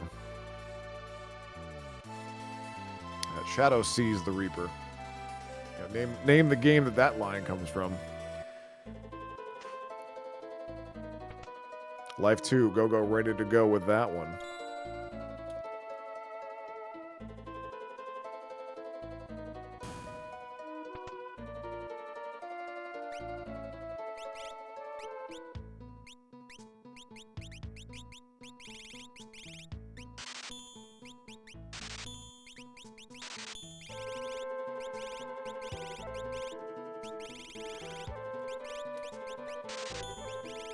Now, I do have to point this out in here in chat that Schwantz has said that, and reminded me, that NPC Killer is still, was available, that you can actually delete this boss, I think, and still get up there and get your reward. So opting not to do so has dealt with this ordeal, which hopefully will be over soon here, but maybe we'll get some good experience for it. I think Medes definitely wanted to get the experience, but didn't expect Doomgaze to be the person to deal with. 2.3k ice coming out. Looks like, from what I glanced over at Glue there, it was in Collision, so getting their 97th Snow Muffler for the seed. And Doomgaze finally done, so let's see how much experience that they get for their trouble. All 3 standing tall here, so that's looking pretty good.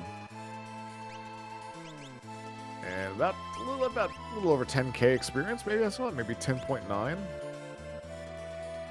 And what do they get for their troubles? They get a dead check Pearl Lance. Are you kidding me? After all of that nonsense. You hate to see it. That one's just infuriating.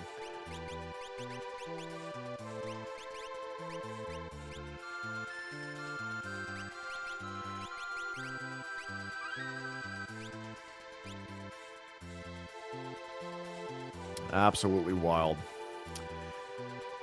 All right, well, I guess we're going to go downstairs and pick up Mog now. So, Meta's going to go down there and rescue Mog from the shackles. And the stern talking to he's getting from the Empire.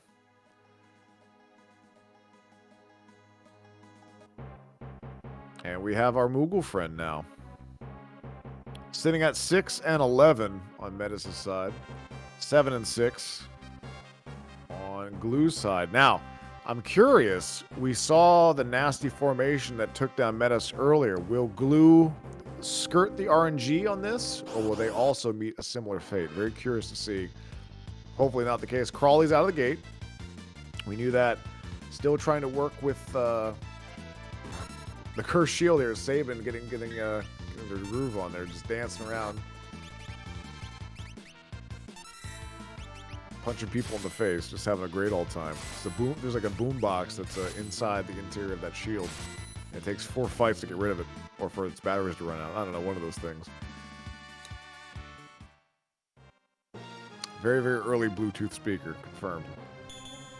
Nonetheless, going to be going to peak Mobliz, and World of Ruin on Metis' side. We'll see what's there. We did see First Class come out. I didn't see what the little girl had to say for Mobliz, unfortunately. Let's see if he'll continue onward. And does so. So whatever's here, he definitely wants. So it's something progression-based. Does not get the dog skip, which I think someone mentioned. That's Celis that's sitting there. That'll be 7 characters. We'll be on the precipice of both of those. On to fight number 2 at the Imperial camp for Glue. First Class. Now, we saw the nasty fight come out as the final fight for Meta, so I'm very curious to see how that one turns out. Mobliz is 2 fights back-to-back. You got Funbaba and somebody else. Alright, second fight down for Glue. Hold your breath, friends. Let's see what happens with this one, the third fight. It is an outsider and a man, but it's a side attack. I don't know if it can't escape, if that flag is available or not, but opting to throw out some thunders. At least he has the drop on them. Metis did not have this kindness. Cure 3, though. Very, very evil. Here come the Ninja Stars. 1.4k damage. Tax Star coming out. What was that? 8,000 or 6,000 damage going to Sabin. Here come the Ninja Stars. And Tax Star, that's it. That is a death fight. Both runners going down on that one, unfortunately. Ultros. Sabin is going to be the only one that has to take Ultros down by themselves after the Baba Breath taking care of the other folks. Well, Ultros commanding the sea. And then realizing doing 0 damage just opts to do Ink instead. So Tsunami does 0 damage, but Ink does 200 and some. Should be a very winnable fight. Sabin is putting on his big boy damage now, 4.8k on that slap. Water Edge coming out, 0 damage once again. Got that Paladin shield. You got those cool sunglasses. Does not affect sword tech, just makes him look cool.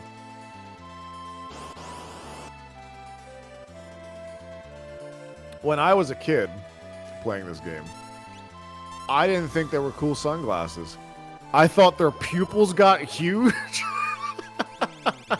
And like they couldn't see anymore. Like, so real talk, I was someone that always, I'm legally blind anyway. Like, I always went to the doctor and always had eye drops and my eyes were always dilated. So instead of me thinking of them being the shadow, like sunglasses, you know, the dilation, I remember I couldn't see when my eyes were dilated like that. So nonetheless, getting away from personal stories here and back to the action here. Tritalk on Glue's side, trying to take that down. That Flare Star should put in some work. Yes, I would say so. It's 6k a shot. Very, very nice.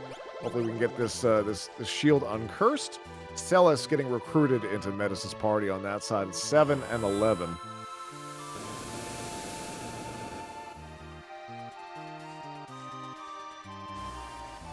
Now wait a minute. Did we swap out Gogo for Celis now? Is that the move? What does she have in her arsenal that is desirable? We're turning Mog into a jumper. Now this is kind of interesting to me because we've seen Metis kind of roll with 3 people the entire seed at this point. So what he's thinking, Valiant Knife strats are coming out, and Tritalk is down on Glue's side. So again, Friendly Skies in World of Ruin. And I didn't see if that final dispel happened or not on that final text box.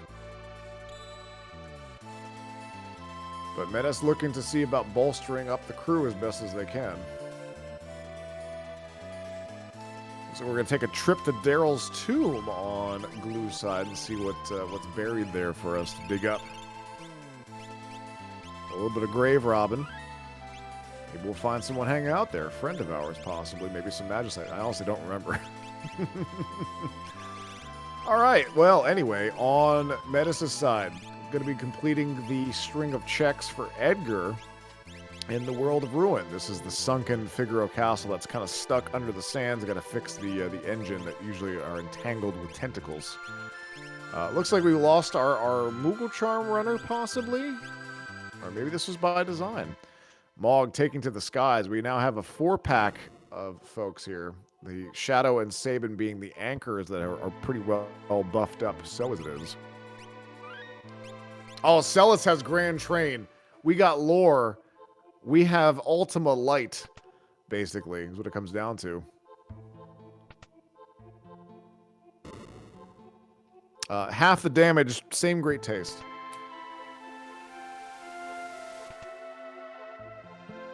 Oh, it's not like half, but nonetheless. Still, non-elemental, hits everything, does a ton of damage. So it hits like a grand freight train. Yes, there we go. Gotta work on workshopping that one. Anyway, we're continuing on Glue's side through the tomb. And we are going into the sunken castle of Figaro here on Metis' side. Any progression will complete either one of those categories. And this one's quick. You know, either we can do this one, go down to Ancient Castle. There's a dragon down there if you want to go for it. There'll be 5 dragons for Metis at that point. We will see what awaits Glue at the end of the tomb. I'm going to take that safety save beforehand. I respect it. Metis having to fight some muscle memory there. I was going to go down there and grab the chest. Maybe just held down this a little bit too long. But in the engine room, let's see what's crawling in there. Umaro sleeps. We found the Yeti at the tomb. The Yeti just hanging out, just having a good old time. And that would be number 8, Chatternook. And Tentacles, is this even randomized?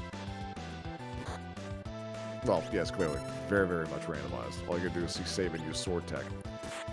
And speaking of Sword Tech, we've got Sword Tech 7, friends. And that means we're ignoring defense. That's why we're slapping for good amounts of damage here. Chatternook on Glue's side, turning into the demon. Here comes that Flare Star. Sabin's still dancing, so we haven't uncursed that shield yet. Feels like that. When did I say that they picked up the cursed shield? Like 108, 109. We're about 20 minutes in. Granted, they got tagged pretty badly in the Imperial camp, so just had a bad stretch of luck. The Blue Dargon kind of took them out. Just honestly, this flag set is very, very difficult to wrap your head around with a lot of things that are in play. We have 30 plus cards on the table. At this point, so it's a lot to kind of figure out. We've deviated greatly from the base flag set, and that is a reset on Glue's side, unfortunately. You hate to see it. And right now on Metis' side, we got 2 folks currently grabbed, it looks like, but the Stunner coming out, putting in some pretty decent work. Mog up in the sky. Look at him. Mog doing 5k damage. Very, very nice. Probably got an Aura Lance in tow. And we got that Dragoon set put into good use there. Celis going to be throwing out Grand Train. We got 2 Sword Tech users presently. Very nice.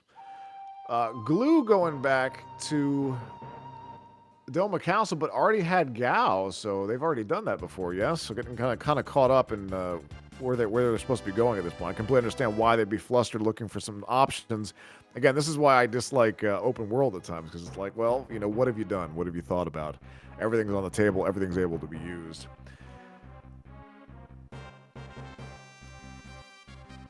But we are through on Metis' side. Going to check the throne.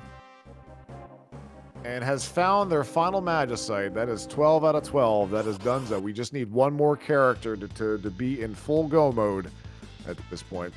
And look at this, friends. I respect it, but I'm worried. Glue going back to the Imperial camp with that fight looming in the distance. but maybe the move is you smoke bomb out of there rather than trying to fight. But as we saw, Medes didn't even have a chance where he showed up and it was just one after the other getting tagged. The good news is we got 4 bodies here, so maybe that's enough. We'll cross our fingers and toes here and hope for the best. Ancient Castle dive for Medes, very focused, looking and hoping for a character to be found down there.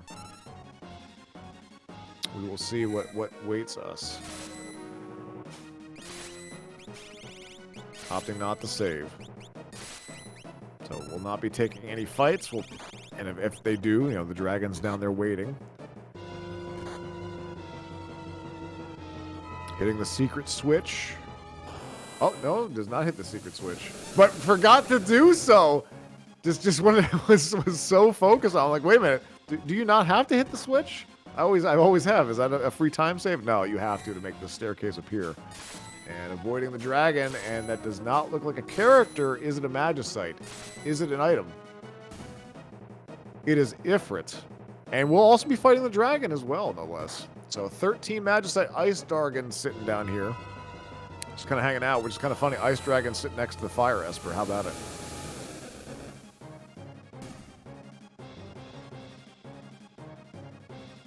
Flare Star putting in work here on Glue's side.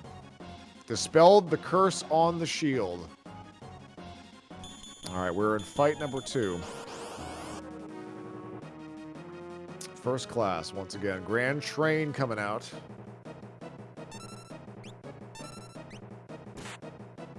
Sabin doing 10k damage now. Look at the big damage numbers.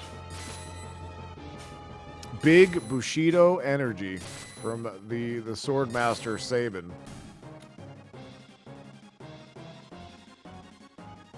Or the Blade Master, either or. One of those cards. But hey, taking down Ice Dragon and getting an Ice Shield. How about it? Third fight in Imperial Camp. Outsider Madame. Once again, and they're waiting. Ashura, 3,000 damage. Ashura, 3,000 damage. Scarbeam.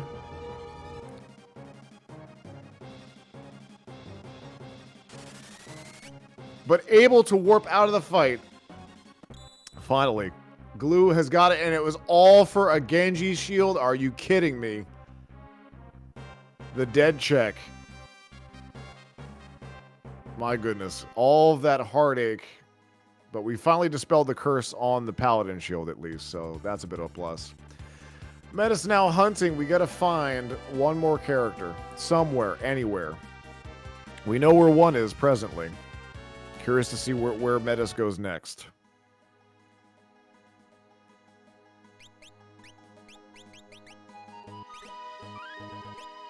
And same on Glue's side. Looks like they're going to be doing the tunnel armor check. Now, memory serves here, friends. This was a pretty bad time for Medes as well. Guardian popped out the wall and is like the Kool-Aid Man. Except instead of him serving a refreshing punch, he just punched you in the face. Which is not very refreshing. I'll work on that. Anyway.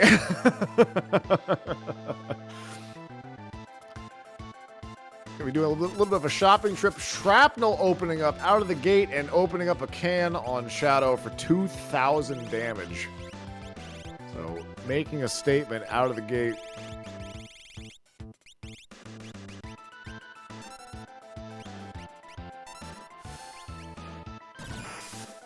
And Thunder Rod from Murder Child, 6.3k. Missiles for Sabin. More Thunder Rod action. Maybe that's going to be mimicked on Gogo's side. 4,000, so 10k damage in the books. And Medes renaming the party.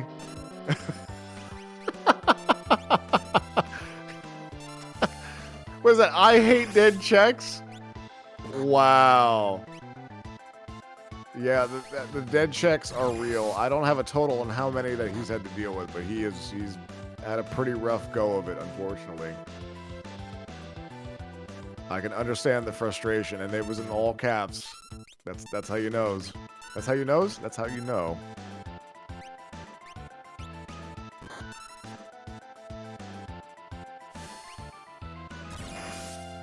Another thunderclap here on, wow, my goodness.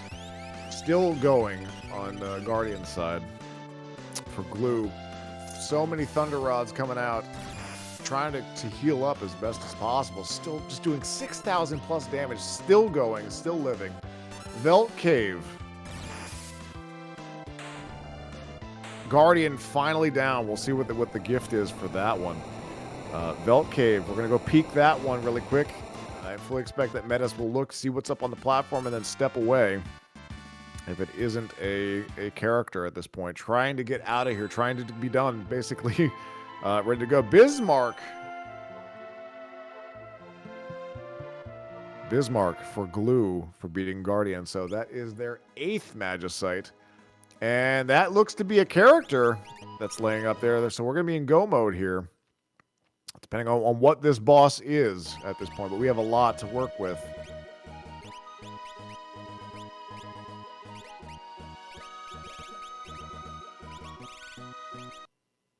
Cells, look out behind you.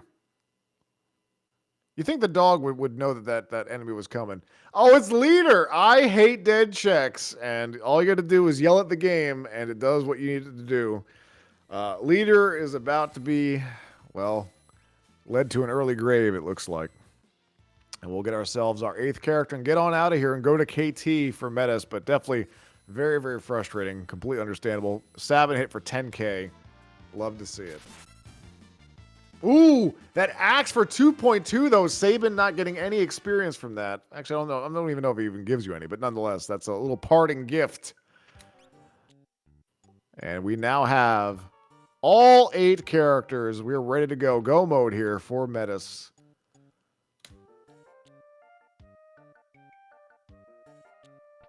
And we did not... I don't think we got a skip. I could be wrong, however. But I think the clue skip's the only one that's active. Maybe the boss skip's active. I don't know. I'm not sure if that got overwritten by clue skip or not. We did see that objective clear as day. Nobody has found Zone Seek. No one has found Vargas. I don't think anyone's found Edgar either. So we were not getting clue skip either, however.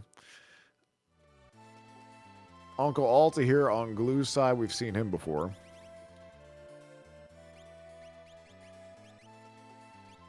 Medes assessing the gear, looking it over. I like that, getting a broad picture of it.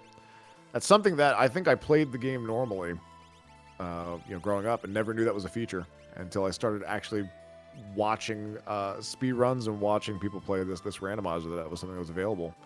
So pretty cool. Nonetheless, away we go, friends. KT awaits for Medes. Looks like we're entering KT around the 140 mark, 139, and almost. Almost there.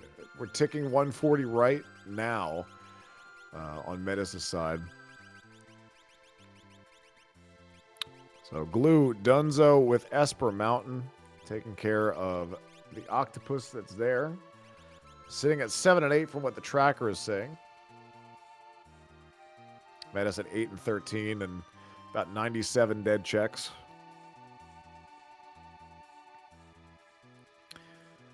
Looks like Glue about to hop on the train. Going to get that Crusader, possibly. Now, we know that there's a statue that awaits them at the very, very end, so we'll see what happens. But KT going in. We don't have a skip, so we're going to be doing all 5 fights here.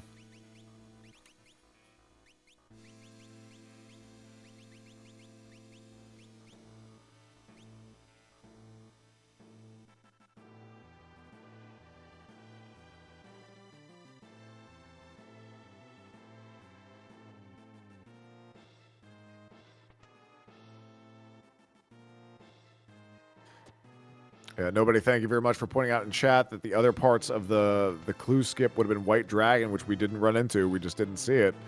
Doma Siege was the only one that we both did on both sides there, so not good enough.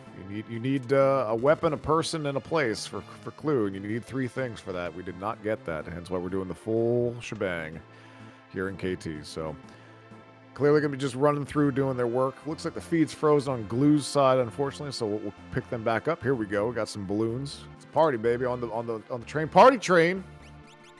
Unfortunately, going to be a rude awakening at the end of it, though. We'll see how Doom is handled by Glue once we get there.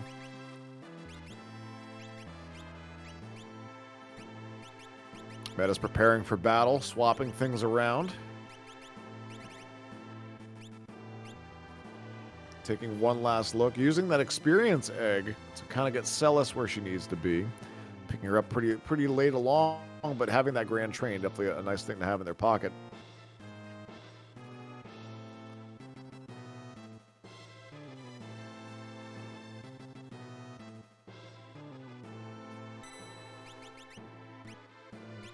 Medes, moving on. The first boss here in KT. We'll see what's there.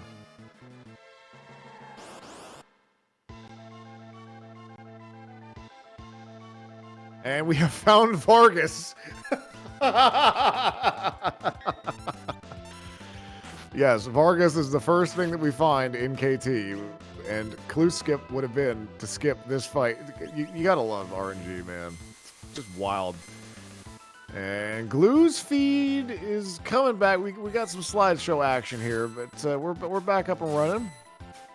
It looks like he's up against Doom, and he got a North Cross off, and Sabin and Gogo are having, they're chilling.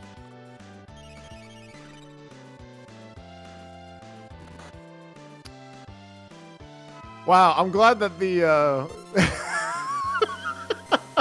I'm really glad that the party didn't have Celis and Sabin up top and then Gao at the bottom. I think we would all be a little sad. So instead of it, we have I Gao hate, because we hate them dead checks. But Gao is being a good boy, and he's healing people up. He's doing some pretty good work there. Celis with some condemn from that Doom Fist. Only Vargas remains at this point. Not too bad.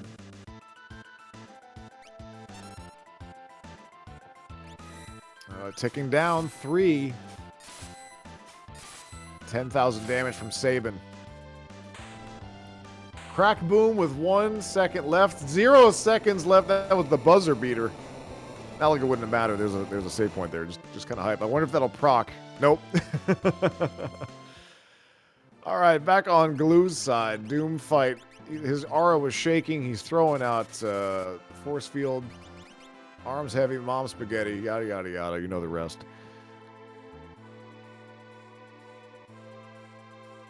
$3,200 damage from Shadow there, slapping with the sword.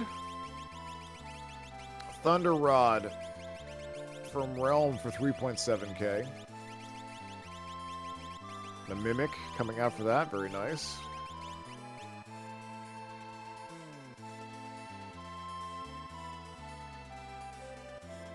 Oh, now look at this, though. I'm going to point this out really fast. That apparently Medes has met the requirements after killing Vargas. Maybe I missed out. Maybe they had something else. I think they maybe did find the White Dragon. Yeah, I think they did. So that would be the case. So they were able to warp out and then go back in and just skip the rest of it. So not the most amazing of skips, but hey, better late than never, right? Well, the earlier the better at this point. Just kind of, just something to deal with. Tunnel armor should pose no problem, but we're in there. So just a little quick skip ahead. DrinksGlue taking care of Doom and getting on out of there. Getting them that hard-earned Crusader Esper at this point. My goodness gracious. Tunnel arm going down in the Guardian position here in Kefka Tower. So 2 bosses down, 3 to go before we go for the final climb here for Medes.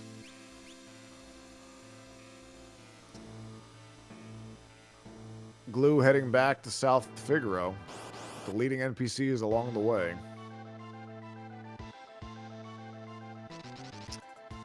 Marshall's got some friends. Some very fancy friends. And tried to throw out the imp, and Sabin said, no. Here's a Grand Train for you, though. From Celis. We'll see if that's enough to take down the Barbies in the front. Get slapped. Apparently, they slap so hard, you can't even talk. Gao gets turned into an imp. Let's speak about slapping. Sabin slapping Marshall for 7.5k, taking down one of his friends.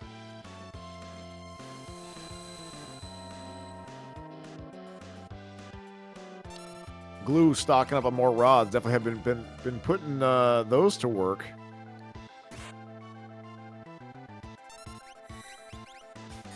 Quadra Slice coming out once again.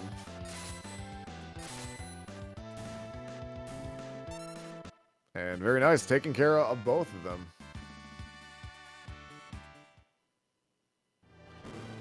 Two bosses remain in KT for Medes before we're into the final climb. Glue going to be going to do, looks like Cyan's Nightmare, I believe.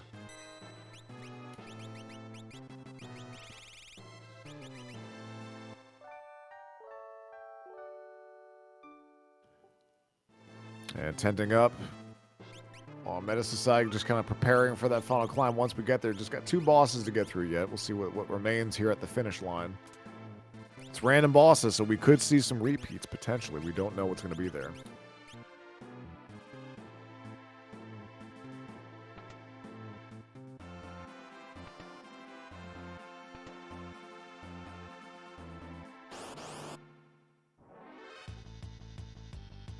Unfortunately, getting caught by a power demon and some exo rays like 2 steps away from the goddess statue. Checks Go-Go is the party that's getting tagged there.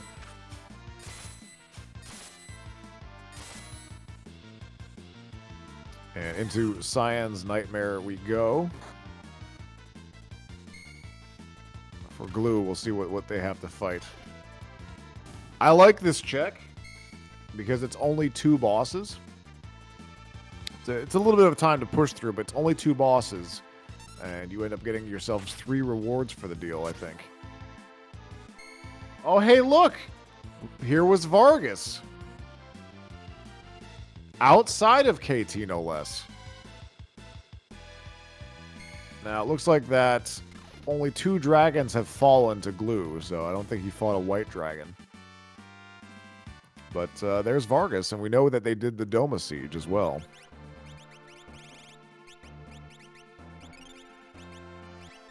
I don't believe they found Zone Seek, however. Nonetheless, moving on.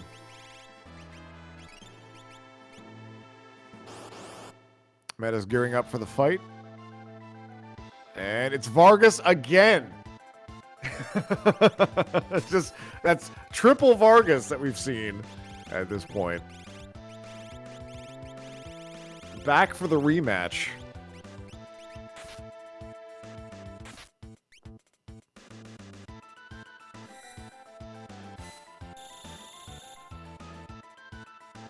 Go popping off with some Empowerer.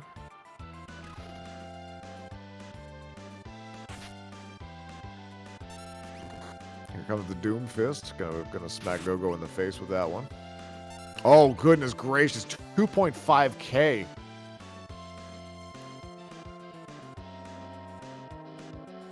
So that claw putting in a lot of damage at this point. So finding Vargas this late. Remember, Glass Cannons is on the table. I think tough scaling also. You can scale all the way up to level 50. And with all the checks that we've done for this, then they're going to be hitting pretty much at max damage. Looks like Glue got a Magicite possibly for the troubles on that one. So very good, making some tangible progress.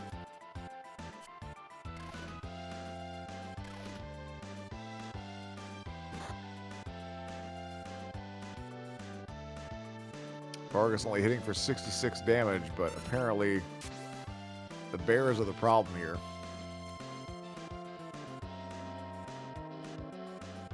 Glue flexing on some puzzle solving here. Got to move things around in a very convoluted way.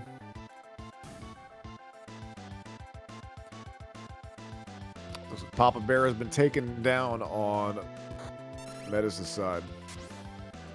We still have one more boss in the wings on the opposite end of the tower before we get to the final climb. We're almost all the way through the Nightmare on Glue's side.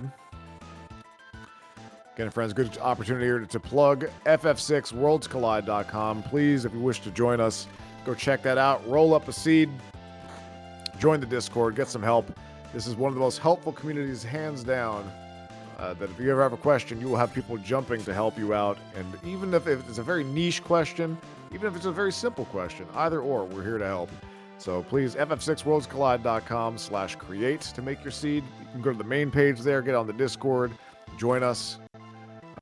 There's still more action to come here with the Blackjack Battle Royale, with the final table going to be shaping up here in the coming weeks.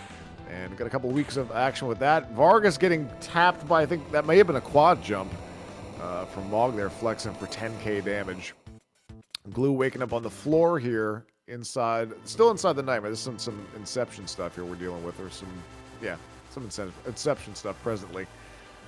One boss to go to get out of the nightmare, and it's the Ghost Train just hanging out here. It's kind of meta. We were on there earlier too, so that's kind of fun. One statue to go on Medes' side. Ghost Train should not pose too much of a problem for Glue, I'd imagine. We'll see what they do. Using that Pearl Rod, that's going to put in tons of work. That's going to be quad 9s, especially with Murder Trial dropping it. There it is. Quad 9s running. Oh, trying to run over Realm, but she's able to dodge out of the way, mimicking the Pearl Rod. Going to be, again, some big damage here. Probably will be dying here. Double quad 9s. Love to see it. And that's all she wrote. Doom making their return. So another repeat that we've had here. Doom was on Ghost Train earlier, but now Medes is new and improved, but with less people to work with here. Strago taken to the skies. Locke just kind of hanging out, doing his thing.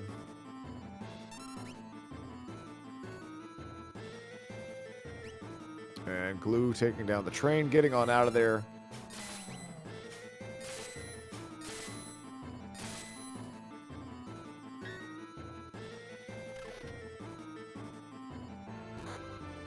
And Founded Illumina. They have got themselves a stat stick. North Cross coming out. You'd best be frozen, freezing both of them. Oh my god. Amazing. We've seen so many people get tagged. Or we've seen the double North Cross. This is just rubbing it in at this point. We've seen so many North Crosses come out with recent stream races, and just how many people get tagged with it. And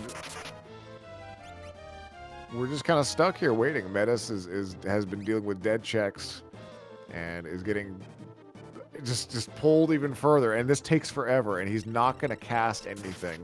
The double North Cross, triple North Cross at this point. He's just going ham with it. I've never seen so much. Meanwhile, on Glue's side,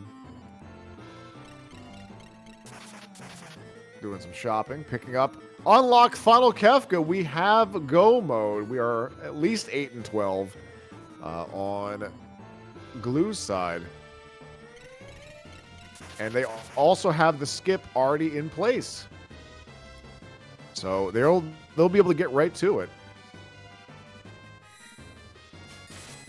Finally, we are thawed and ready to go. Shadow coming up with a Quadra Slice. Locke has stolen, treasure hunted everything off of Doom. It's just Sword Tech 7 all day for Shadow, dead. This is the last boss before the final climb for Medes, so definitely itching to try to get up there as quick as possible. Aura begins to shake. That's not going to affect anything with Quadra Slice, however.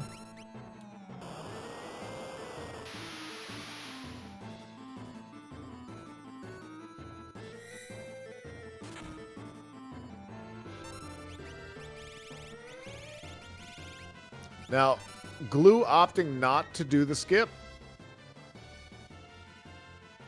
Opting to go in there the full way. Maybe just not feeling too comfortable about it.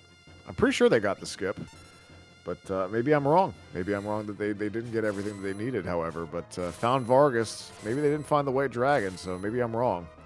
My apologies, friends, for any confusion. But nonetheless, Glue going to be pushing through. Got 4 people stacked in Team C.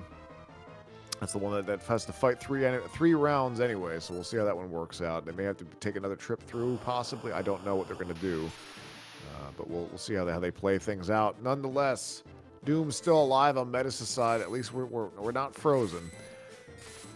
Shadow slapping for 4.8k. Reversing polarity, getting ready for that demon rage, pulling them forward. Locke is a warm body, though, so hopefully he'll target that. Taking a desperation swing. Good block from Shadow. This might be the last quadra that they need.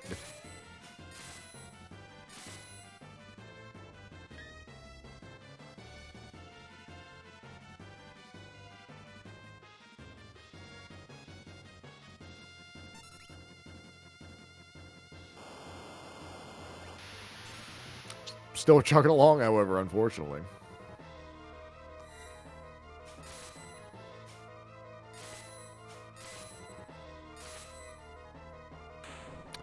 Glue trying to get everybody in position here on the switches. Doom is down on Medes.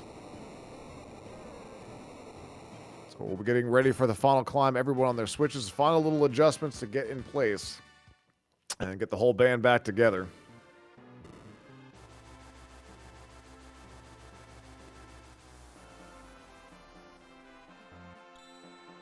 So I fully expect another tent event or some sleeping bags here possibly getting thrown out. Just a straight up 10 event. We're going to get going here. Last save for Medes at this point, hoping for a successful final climb. It seems to have pretty decent offensive ability across the board here, so shouldn't have any problems. I don't know what they have as far as protection goes. They have Golem currently in use. They have Siren. They have Odin, so it looks like they have a lot of the necessary pieces in place here to make this a little bit easier on themselves. Remember, friends, we don't have black magic. We don't have gray magic. And Cell is getting Seraphim also. Glue going back up with Vargas at this point. Cracking Pearl Rod on him, it looks like. For 7.5k. More Pearl Rods coming down. And all three switches activated for Medes at the 159 mark. Just underneath 2 hours here as we get ready for the final climb. Up the Statue of the Gods.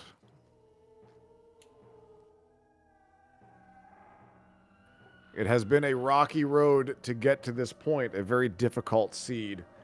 With some difficult and heartbreaking moments. And more than enough dead checks. As Medes kind of followed along. I know that they've been practicing and doing their thing. And had a pretty good understanding of what they were getting into coming into the seed. But as with anything, just RNG you have to kind of deal with there and kind of think on your toes. And just some rough spots they kind of got tagged in, unfortunately. And, you know, Doom also opting to just kind of cut down 2 minutes of their time just for, you know, his own amusement. I hate dead checks. Go. Block. Gal. Strago. Rolls off the tongue. But I hate dead checks. Celis, Sabin, Shadow, and Mog will be your crew here for the final climb as we begin. Here we go. Good luck to Medes. Vargas is down to 1 of 5 for Glue. Got plenty of sleeping bags to throw the crew into at this point.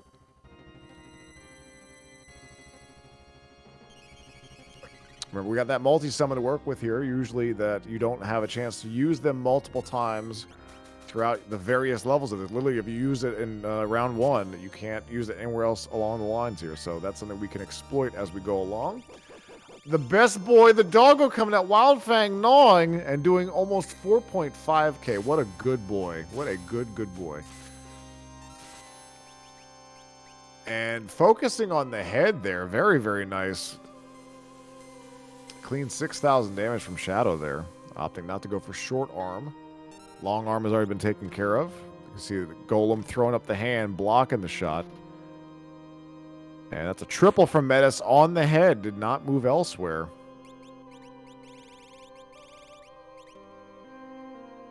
You're looking to kill the head. Not last is what it comes down to. You don't want that quake coming out here with so much power. And also you don't want to have them die at the same time. That's also a scary thing that can happen. So be careful there. Sending Mog up. Holding our breath. We're going to see what happens here.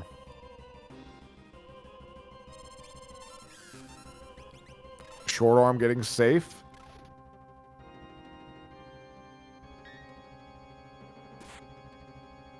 Looks like Skull Dragon is down on Glue's side, opting to take that one down as well. And gets a Dragon Horn. Not really very much use on that. Unfortunately, we already got that Dragoon Raiment for beating 2 of them, thanks to that card. Slip hit getting blocked by Golem. 1, 2, 3. 4 times a lady. Mog the Moogle dropping down, doing 6k damage to the head. Possibly doing it in at this point. Celis throwing out the Grand Train. We'll see how many damage numbers. And yeah, the head is done. So good. Very safe across the board here. Now we can go full ham against the short arm, take care of that, and move on to tier 2. And speaking of moving on, we have almost the whole crew here into the main statues section for Glue. So I imagine they're going to be going up the middle against that Guardian fight. And moving on up to tier 2 for Medes. Now we have Odin in our back pocket, and we have Siren. Siren throws out Hope Song, which mutes magic in the back and basically negates anything he can do until his death counters at the end. He throws out Quarter and Dispel, but basically just prevents him from doing anything real nasty. He pops off an Imp to start, kind of sucks. And here comes Diffuser. Respectable damage, not terrible. Looking for Siren. Got Golem and Seraphim queued up. I respect that. Got 4 enemies on this one to deal with. You got Magic there hanging off in the back. You got Tiger. You know, the Tiger. Got Purple or Blue guy, Hit, sitting up there. And then we got Tools or Machine behind him that is susceptible to Doom or Odin. You know, can be cut up. We can get rid of that. So you're able to basically reduce the damage or the danger of 2 of the folks that are on this tier. And Medes has both of those tools in the toolkit. Looks like Dirt Dargan on Glue's side here. So taking down both of those dragons. Here comes Odin. And misses, unfortunately. But here's the good part, friends. Again, multi-summon. We can just bring him back again and try again. But a shame that he misses. Now, Raiden, the upgraded version of Odin, has a little bit better accuracy. Not much, but it's usually pretty free about hitting it. I have seen Raiden miss as well, so kind of annoying when that happens. Dirt Dragon down on Glue's side. Grand Train putting out about 1.5k to all 4 of them.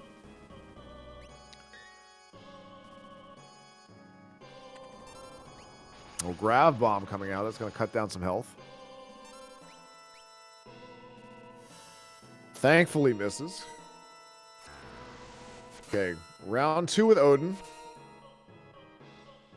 And cleaves him. So Tools is now dead. So with Magic being muted, Tools being down, we're going to focus pretty much all of our attack now on getting rid of Tiger. Tiger's a bit annoying, can throw out North Cross, South Cross, Flare Star, some other nasty things in general. But North Cross is, of course, very annoying. So hopefully we can take care of him as quick as possible. Hit will counter with 10 hits. Literally it does what it says on the tin for that. It will hit 10 times. All physical. So if we can get Golem up before that, that makes that pretty free.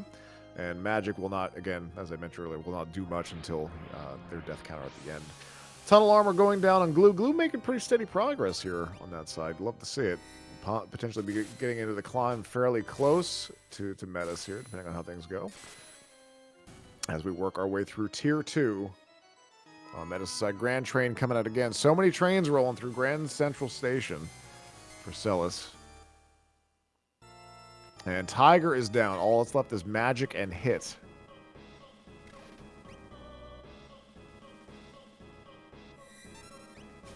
Mog dropping the hammer, doing about 4K. Quadra Slice coming out. All on Magic. Hit is still alive.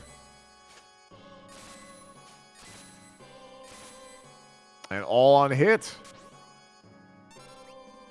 Is Magic alive? No, I didn't see the death counters come out. Usually quarter or Dispel comes out a bunch. So yeah, those are still alive. Here comes the quarters. Or at least the attempt thereof. It was an attempt. Magic is still alive, however. Both are still living. Marshall and Barbie.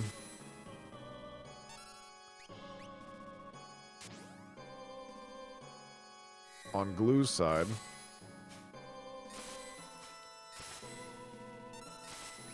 Saban spreading the love there, hitting both of them. Yep, here comes the death counter, so Magic is donezo. This can be scary if you kill both of them at the same time, where you get them quartered, and then 10 hit comes out. That's kind of annoying. But that is not the case here today, it looks like. Oh, it actually is! It actually is, but they have the Golem wall up. And a lot of misses there. Very nice. Golem putting in some serious work, though. Saving the crew. Tier 2 is done. On to Tier 3. Lady or girl. And sleep or rest. That's the girl and the guy that are up there. Gotta take down girl first. She absorbs all magic. So physical is the way to go, or non-elemental. We have Grand Train at our disposal, so we'll probably use that. And maybe roll the dice with Quadra Slice a little bit. Take care of her, otherwise she brings back sleep, or we use Pro Wind, which is pretty busted when she's at full health. And Mog the Moogle jumping, triple jump, did about 4K damage to girl, so she'll probably repair all of that here with Pro Wind. I could be wrong, however. Another 4K. From Saban there. Nice little heal coming out from Celis.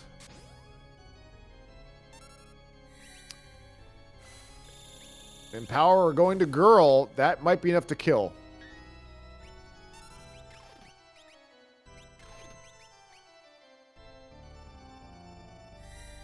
And I didn't see what happened on Glue's side. If they just kind of pieced out after doing the middle section, and maybe they're going to go dip back in. But I don't think they died to Marshall. Maybe I'm wrong, however. But they're back outside KT at this point. I think they only had placeholders on the sides, since you couldn't really spread your crew too thin, if that is the case. Nonetheless, moving on here, we have the Golem protection. That's the Calmness protection. Calmness is an attack that Sleep uses once they die, and it can just insta-kill. It's a physical attack, so Golem can block it. But I believe Girl is down, and Sleep has about 40,000 health. We'll start retaliating with waves of Meteo and other nastiness, like Train. Not Grand Train, just regular Train. Kind of confusing, I know. When he gets below a certain threshold, so we're trying to pepper in as much damage as possible. Looks like you're queuing up all the things. We have that Golem protection. Meteo is annoying, though. Golem won't protect against that. And here comes Meteo. Here we go. Good blocks there. Looks like Shadow taking 1.3k. Mog missing out on that. Pearl Wind. Nice use of that there from Celis. Good way to kind of get everyone pepped up here. Here comes another round of Meteo. 2 blocks. Shadow getting obliterated. 1.3k. Able to take it, though. Kind of try to rush down this damage. Get to that Calmness. 10k from Saban. Calmness. Protected. Double Calmness. Protected. We're moving on, and we have that jump ready to go. Moving on to final Kefka at 211. Looks like Glue spreading the love a little bit into those 2 remaining parties. So dipping deep for the first 3, and going to be taking care of the other 2 with having them split up. So it's a double trek into KT. I get it. I totally understand the strategy behind that now. But prepped and ready to go after finishing off that. So, you know, Gao is going to have a nice clean walk all the way through. So hopefully the last time to dip back into KT.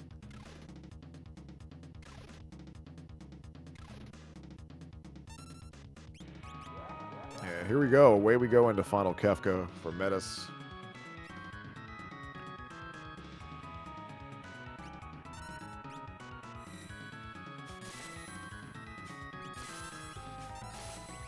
So we know that pretty consistent damage will be about 10k a turn for Sabin. Sabin. I know I've been kind of interchanging, my apologies. Fall 1 coming out. Mog in the air, though. Not going to get tagged with that.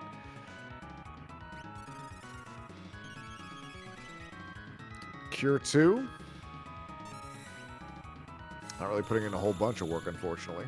And Power will do some work. Getting Shadow topped up. 1 bounce from Mog. 2 bounce from Mog. About 5k. Havoc Wing coming out. 6.2k to the face of Shadow, unfortunately.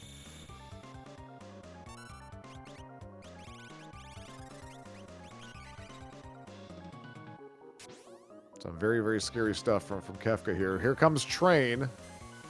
We'll see who's protected from that. Mog's in the sky, so only Sabin and Celis. Currently blind. Shouldn't affect them too much.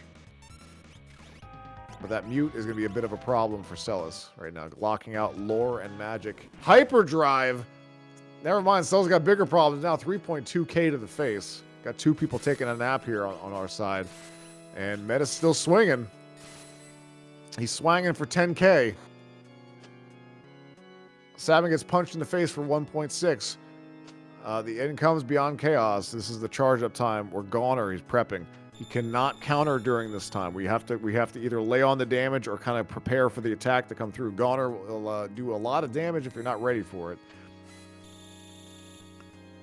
And Empower is going to put in some work there. Get Sabin over that threshold. And here it comes. I think Shadow's name's going to say what's going to happen, unfortunately. Going to be dead after this one. Mog may hang in there. Sabin will definitely survive. Amazingly, Mog held on with 500 health, it looks like. Was able to jump.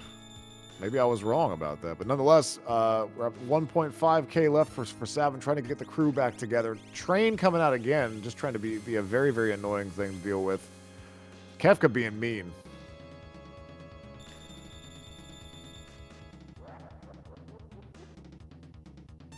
Using those elixirs to good use. Havoc Wing, 1.8k to Mog. Dropping him. So right now we got Celis and Mog taking a dirt nap presently. Glue kind of walking their way through once again. They've made some good progress. Just got 2 bosses to get through before the final climb. Another 10k damage here from Sabin. We've got 3 people standing. Is that enough? Crack Boom at 214.44 is what I think I saw. 214.44 or 214.43. Nonetheless, GG to Medes. My goodness gracious. What an absolute ordeal.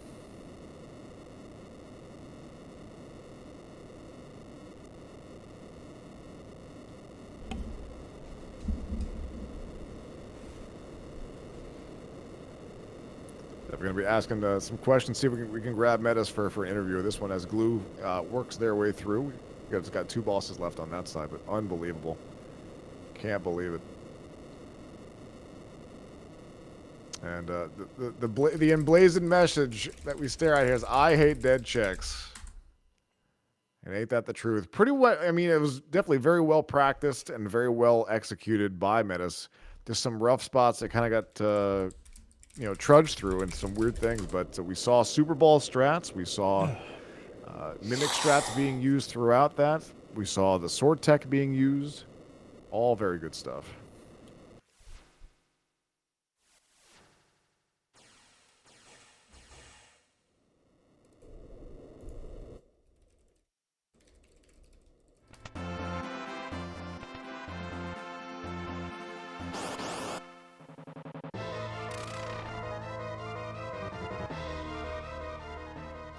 DrinksGlue going up against Doom on this side.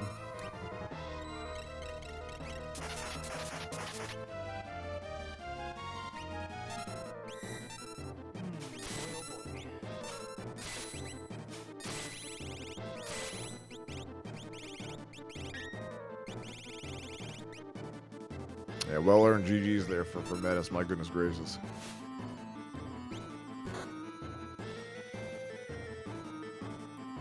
Wow, we got a whole bunch of people frozen on on Glue's side, unfortunately. Shadow's still able to function. We'll see how things work out with that.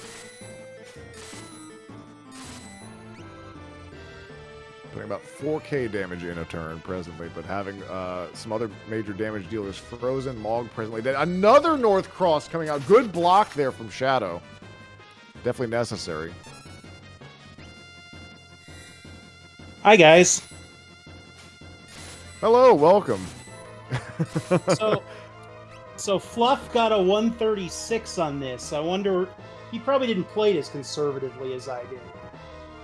I mean, I think that you played the route that you had planned until things were thrown in your way that were not expected.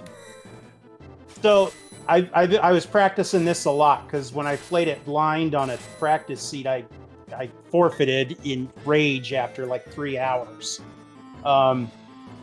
Here's what I have decided. Rods are everything because you have, due to the enemy scaling, you can't keep up in damage unless you're really lucky with equipment. I did have a practice where I found like 4 Illuminals. But you can't keep up in damage with Sword Tech because it doesn't really get good until Sword Tech 6. And the Super Balls are too expensive. I could not maintain a supply of those. I ran out of resources. So rods are everything, at least I think. Yeah, we saw that where you're buying them for 11,000 a pop, and I think they served their purpose early on, but yeah, definitely not sustainable. I saw you kind of switch over, and you were using Sword Tech 4 to try to push through that point, but yeah, that definitely was not sustainable, like you said. So I got a routine down on this thing, and I did my routine in the beginning. I was avoiding progression checks until I got my experiences. So, like, I walked into the room with the Celeste check, and I saw it was Mog, and I booked it. I did that on purpose so that I'd know there was a character waiting for me that I could pick up towards the end after I'd leveled. And obviously, I kept just the core 3 to level to try and offset the stupid divided EXP rule. Yep, Soul Survivors. Yeah. So. Yeah, that would be my first question. Did you ever think about just running 2 people? I saw people talking about it in the chat, saying, "Yeah, I'm just gonna take 2, and I'm gonna go as far as I could." But in my practice, I found that having Go-Go able to mimic whatever toys I found, rods or balls, whatever, was such an asset that I really wanted to keep all 3. Yeah, that's pretty much the way I felt too. I had some practices where I had some unfortunately low rolls on stats, and I'm like, I'm gonna just try this with 2 this time. But yeah. So I'm sorry. Go ahead, Retro. No. So I did note during commentary that you rolled mostly with 3 people to kind of offset that. I figured that was the case. Whereas we saw Glue kind of going through with 4 people pretty early on, grabbing Mog and kind of doing their thing. So definitely saw that right away. And I noted that at one point your highest level was 37 to their highest level, which was 25 at the same time. So definitely you could see the difference in how things were going just based on experience split. Yeah, so Sword Tech, once you unlock the skill, you unlock it. So my entire strategy every time I've been playing this was get the EXP egg immediately, throw it on Sabin, and just run his levels up as fast as possible. Once you get Empower, once you get Stunner, I mean, you've won the seed at that point. It might be really slow, which is exactly what happened to me in a couple areas, but those skills are so good that they're going to carry you. Yeah, you have just making that push though. That's the real hard slog because we don't have an objective to unlock all the sword techs, which would definitely kind of change and shift how you would approach this thing from the get-go. But I think building that baseline, dealing with the pathetic characters, that's kind of like the main nut to crack here. But you don't have other things like mirror match that are kind of weighing down on you at this point. You actually are able to kind of push and do some decent damage. And I was actually very surprised that you made the switch over to Celis and kind of pushed her up afterward once you saw that she had Grand Train. And I think you made the push up the Fanatics Tower also, so you already had all your lures. Is that something that you kind of routed in as a thought? Yeah, well, I mean, that little deal there where I went to Fanatics right away, I was doing that in practice too. I had not been able to leverage the fact that doing that unlocked all 24 lures. But my rationale there was, okay, I have the economizer. Lore does have utility with Whirlwind. So she's good to go with an offensive ability with Grand Train. So I figured switching over to her would help me there. And I'd had a lot of trouble in my practice with Go-Go. Like, he petered out in KT, and I kept dying on the statue fights because I was using, like, just him. So I wanted to throw her in early enough that she could gain some levels and I wouldn't be stuck with, like, just Go-Go as trying to kill bosses. Yeah, Go-Go's mimic ability is definitely fully on display with this flag set. Like, how powerful it is. You start with it right out of the gate. You're able to use sword tech along the way as well. The strat that I used, which was very slow, but it's how I got through the sea pretty easy, is I found Bahamut and was able to get an economizer and use Bahamut economizer and then just mimic Mega Flare basically throughout the entire thing. And you can just tear through anything regardless of it. I didn't mess with balls, I didn't mess with rods, nothing like that, but still, watching the animation for 3 hours on end is very slow. Yeah, so that's I had that problem last week too. Before they added all this extra garbage, using the Esper and then mimicking it. And I don't know if you guys remember last week I was doing this. I was doing that with Setzer and Go-Go. It'll get you your damage, but the animation's so slow. So in a race environment where I know I'm competing against another person, I don't want to rely on that. Like, I'll use it to carry me if it's all I have, but I want to replace that if that's what I'm using. Yeah, it's clear that you definitely had a lot of work put into this and how you were kind of go about things. Like, you definitely knew where you were going to go, especially with Unbound. I mentioned during some of the commentary that analysis paralysis is something I struggle with. I know other people do. We're character gated. You're kind of in a shoot. You know what you can focus on, but it seems like you had a checklist of things you wanted to hit. Unfortunately, getting that I'll say this much, that the last fight at Imperial Camp where you just got torn down instantly, like you didn't even have a chance to do anything. Oh, that was dreadful. That was right after the Guardian fight too, where he just came out and shrapneled me to death. I felt really good about my first 30 minutes. It's about the strongest 30 minutes I'd ever had on this flag set, but my second 30 minutes, from about 30 minutes to about 60 minutes, that was just awful. Nothing was going my way. And then, like, the seeds started trolling me, so it gives me ice rods, which, okay, great. My whole problem was I wasn't doing enough damage, but then I started running into bosses that were resistant to ice. I think I found 2 Doom Gazes, I found 2 Dooms. I mean, it was just... Yeah, it didn't go my way at all. Speaking of Doom Gaze, that was my second question. Did you think about just deleting the Zozo boss instead of fighting it? No, I wanted XP. Gotcha. Any source of XP at all. In fact, I was doing checks I don't normally do to collect extra XP. It's really easy in this flag set to end up in KT under-leveled, and then it's just a slog at that point. So I was pretty happy with all the XP I was able to collect. So at least final Kefka was not too bad. The statues were a little rough, but no, I wanted as much XP as possible. I wasn't going to delete a boss.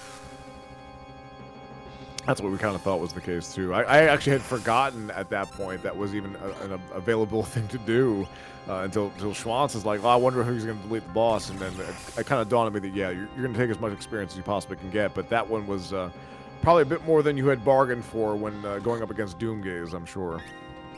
Yeah, and I play a little reckless sometimes. I don't save as much as I should. Sometimes it blows up in my face. Sometimes it works out for me and I end up pulling a few minutes ahead of whoever I'm racing against. In that particular situation, 2 of my characters dropped to level 5 Doom. If all 3 of them had, I would have had my progression set back pretty far. Yeah, we saw that Saban was the only one to stand tall from that, but was able to get through, thankfully, just because of how you had things positioned.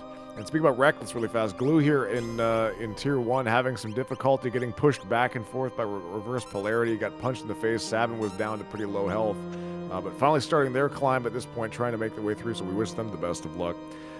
What do you think was probably the most scary part of the run? At any point did you feel like that Glue maybe was ahead of you when you were kind of stumbling at that 30 to 60 minute mark possibly? Oh yeah, no, I totally felt like I was self-destructing there. Just running into bad thing after bad thing. Anytime you have to take a reset, it doesn't feel good. You always feel like at that point you've hurt yourself, if the rolls had gone a little differently. But I also kind of got mired in... I was kind of struggling at that point where I had unlocked Stunner. I didn't quite have Quadra Slice. And some of the bosses were just... They were taking too long. So I wasn't concerned about clearing the seed, but what I was concerned about is that I was not doing it efficiently. And looking at some of the times that were posted in the async, there's definitely other players that were able to get through some stuff more efficiently than I was. You had mentioned that, Infinite Fluff is definitely the time to beat, and like I looked at that time and I'm like, that's something they had figured something out or had done something. Like, I would imagine very few mistakes, because with this flag set, to get a time that's closer to like a UL3 flag set, just like base like that actually blew my mind. So, whatever they did, I would love to see the run and watch that one back myself as well, since this has some rough spots to it, but also has some nice compensated controls to kind of help you push your way through and find a foothold. But just getting that initial foothold is the hard part. You had the Paladin shield pretty early on, which was nice. You also kind of dug into the Coliseum pretty quickly to get that plus 20 on both, it seemed like. I felt that stat boost was essential, especially with the pathetic characters. My whole approach there was I didn't even care what I won. I just rolled in, bet the first item I could lose. If I won the fight, cool. If I didn't win the fight, I was going to move on. On this particular run, I just killed the enemy in 2 hits, which was awesome because I had a couple of my practices where I was probably at that Coliseum for 5 or 10 minutes trying to find something to kill. That's how it always plays out. I mean, it's out of your hands. You don't know what you're going to be going up against. You just know what the reward potentially could be. And Glue on this side, Tier 2. Raiden missed. They had Raiden come out and has a better chance of doing it. Missed against Tools, it looks like. They have Siren, so they'll be taking care of Magic on this point here. But everyone is still intact into Tier 2. How did you feel during the climb overall? Seems like you had a pretty steady pace. Not really anything kind of major until KT, or until Final Kefka rather. Final Kefka seems like it was slowly going off the rails, but you were keeping it together. Yeah, I mean, he kept hitting me with Havoc Wing. I wasn't too concerned. I thought I could keep everyone picked up. I mean, I had enough supplies, and I mean, yeah, he can one-shot you with his single target. But if he would have tried to use an AoE, I would have just healed up, and he can't kill me fast enough with his single target where I'm going to lose it. So, I mean, he slowed me down, but I wasn't concerned that he was going to get me there. Although he always could have done an Ultima counter at an unfortunate time. That would have been bad. I think the seed was mean enough to you up to that point that maybe it had some mercy, and that didn't happen. He just pulled out some trains a couple of times. Yeah, and I mean, Train was useless against me because I was using sword text, so that was fine. So here's the big question. You were the #1 ranked person at the Lagomorph Lounge table. You were the best chance of getting into the final table. Based on this, your gut reaction, do you think that you have a chance to make it to the final table at this point, or do you think that this one may bury you?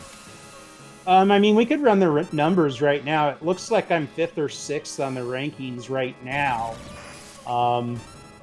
So Fluff has had a couple other really solid wins, though, so I won't entirely be shocked if it shakes out that he's the winner in the end. Looks like Dr. DT posted a really good time, better than me, but I think he also posted a couple of bad times that knocked him down the list, if I'm not mistaken. So I guess we'll see how it shakes out.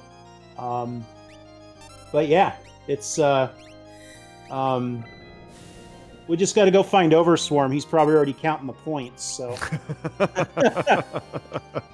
Well, we will have the official totals then, I believe, tomorrow, since that's when the deadline for completing the asyncs is cut off. So we'll have our final 12, I believe, for the final table, and we're going to be cutting those down to the final 8 then. We'll trim that down after we have our final table races then coming into this week. So definitely keep it here, folks, for that. If you're not following the channel, please take the moment here, follow the channel, keep an eye out for that. Join the Discord if you're not already there. Lots of great racing stuff to come, and still more events on the horizon as well that you don't want to miss out on. Any parting thoughts here, Metis, on the whole thing and how it went out? You know, we really appreciate you coming out here and providing the entertainment and racing against glue for us on the channel. So thank you for that. But any final thoughts? No, I thought the event was great. It was a lot of fun. If I get into the final table, that's cool. I'll enjoy playing it. If I don't get into the final table, the people that are there are just extremely entertaining to watch. So either way, I win. Oh, that's really well said. Really well put overall. That it has been a really great event. We've seen some pretty wild things happen. As far as some folks that were lower seeds that kind of made their way up into the table finals, some other folks that dropped out that were favorites that were early into the Lagomorph Lounge had to kind of claw their way through that way then too. So it's been a wild event, and seeing all of the seeds develop, all the different tables that kind of built their things a different way has been nuts. And Lagomorph Lounge, this wonderful pile of chaos that turned out to be where things took a turn and later weeks, and some folks chose violence. It's been a great time throughout this whole event's been very fun. The format's been very unique and very much enjoyable. So big shout outs to the tournament runners for putting this on and putting this together. Also big shout outs to Double Down for the work that he did with Setzerbot to make this possible, and literally every Sunday something breaks, something broke, and he had to scramble to fix it at that moment. So we appreciate all that work then too. But final table still looming, and on to tier 3. Here we go, friends, for DrinksGlue, and hopefully we'll see how things work out with this seed. But they're on the cusp of finishing this one up at this point. But Metis, it's still GG, well played, very very well done to get to that point. You overcame adversity. I love the I hate dead checks rename, like just taking the time to do that. That was pretty wild. I wanted to send a message to you guys about how I was feeling in that moment. Did you keep a count of how many dead checks you had? Because I lost count. No, I lost one too. I grabbed Setzer at Caholingen, and it was a snow muffler, and then I wiped after that. That is true. I do remember that as well. I guess just You did 31, so much of it all and you only needed 18, right? So Yeah. I don't want to talk about it. yeah, I know. Sorry, don't mean to bring up bad memories here after just getting over it. But hey, you made it through. You completed it. Not everyone did this week. It's what it comes down to. It's a rough flag set if you're not prepared for it, or if this is your first experience with pathetic characters, that also doesn't help either. But nonetheless, you made it through, and that's what matters. Now you can kick back, relax, see how things kind of dig out here, and if you do make it to the final table, good luck to you. Otherwise, we'll hang out and watch it together and see how things unfold over the next coming weeks here. Yeah, absolutely. Thanks, guys. Have a great night. Everyone that watched, thanks for watching. Appreciate it. And I'll catch all you around. Thank you, Matt. Appreciate you. Have a good night. All right, back to the action, friends. So DrinksGlue, cheer them on. See if they can get through here. They're knocking at the door of Kefka. Looks like we've taken down Girl, and all that's left is Rest.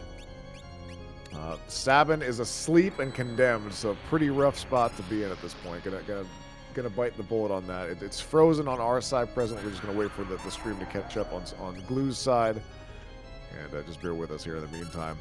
But hopefully they're able to shake this out. They definitely have protection for calmness that they're able to use it. They should have picked up Golem, to my knowledge. but nonetheless, while we have a quick respite, ff6worldscollide.com. Join us, join the Discord. You can get involved with events like this. If you have any questions, we're willing to help out. Feed is back. Shadow dropping stunners. Girl is still alive right now, still taking damage. Trying to outpace that. The condemned claiming realm at this point. It looks like Sabin has already cycled and is back at this point. Go putting in some work with some healing. So at this point, just trying to stem the bleeding as best as possible. And kind of get back to an even footing with this fight. Got Cure 3 coming out for everybody. Some powerful healing here from Sabin, 1.3k across the board. And another round from Go.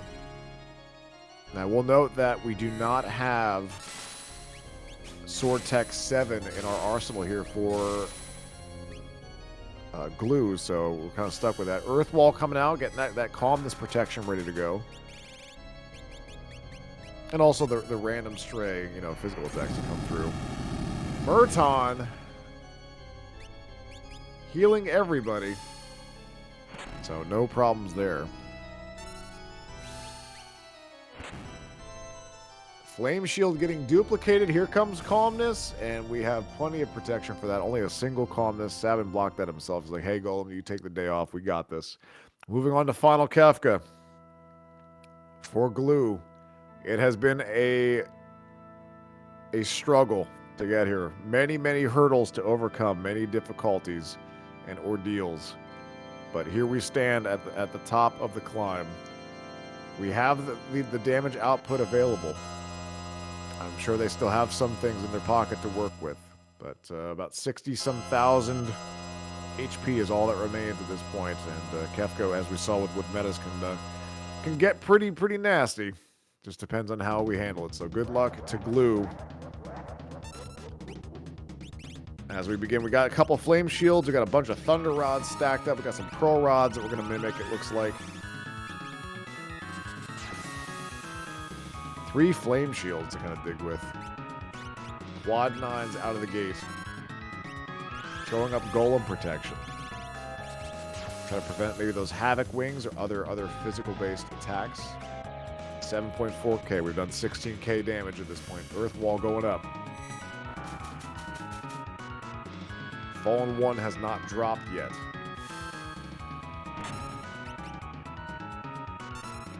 Here it comes. Fallen 1, about 25k damage, 23k damage done presently. Flame shielding. And again, about 34k. 44k hyperdrive. There goes Sabin, 3.5k to the face. We're about halfway home. If my damage totals are about correct. And begins beyond chaos. Now, okay, we need to heal up. We're not going to survive Goner if we only have 1 health. I appreciate the damage push there from Go-Go, though. Dropping another 8k down. Shadow's going to have to be the one to probably carry. We do get off another elixir. Realm will survive. Here comes Goner. Go-Go sitting there with 1 HP. I hope he'll be all right. Shadow and Realm. Realm taking the brunt of the damage on that one. Shadow sitting at 1.7k presently. Phoenix down on Sabin. Phoenix down on Go-Go. Here comes Train.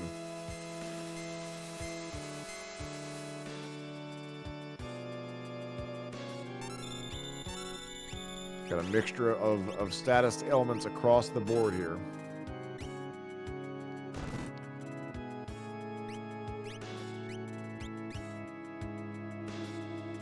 That was a nice little tag team effort there. Unmuting Sabin so he can actually use the Cure 3. And Train comes out again, but at least the healing did happen. We have a couple remedies in the pocket to work with. Havoc Wing blocked by Golem. So a very clutch block. Very, very good.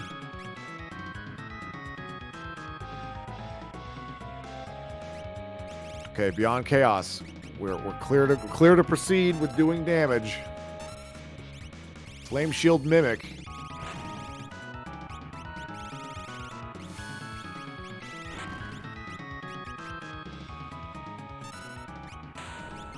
And crack boom, we are done, friends. 242.12 from what I think I saw there. But GG's, congratulations, Glue. My goodness gracious, what an ordeal to make it through. But standing victorious, big GG's here in the chat for Glue, for persevering and pushing through some very, very rough beginnings and dealing with some very difficult odds, but able to get through. And just cracking flame shields all day. Unequipped the one from Saban, was ready to throw down with that one too. Had a whole bunch of rods there. So we saw the rod strats from Glue. We saw the Super Ball strats from Medes that were not sustainable, unfortunately. But moving on from that one, congratulations, surviving the hellacious flag set and able to complete this. And also a big thank you to DrinksGlue for hopping up on the stage here with us and providing us this entertainment this evening alongside Medes.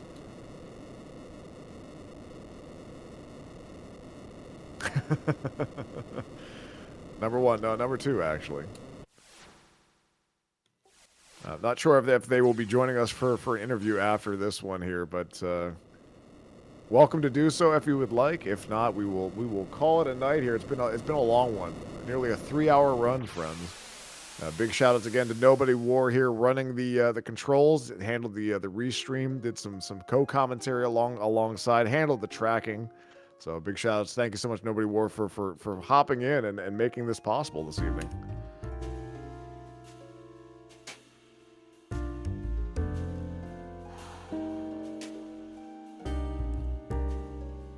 And I believe that may be all she wrote, friends.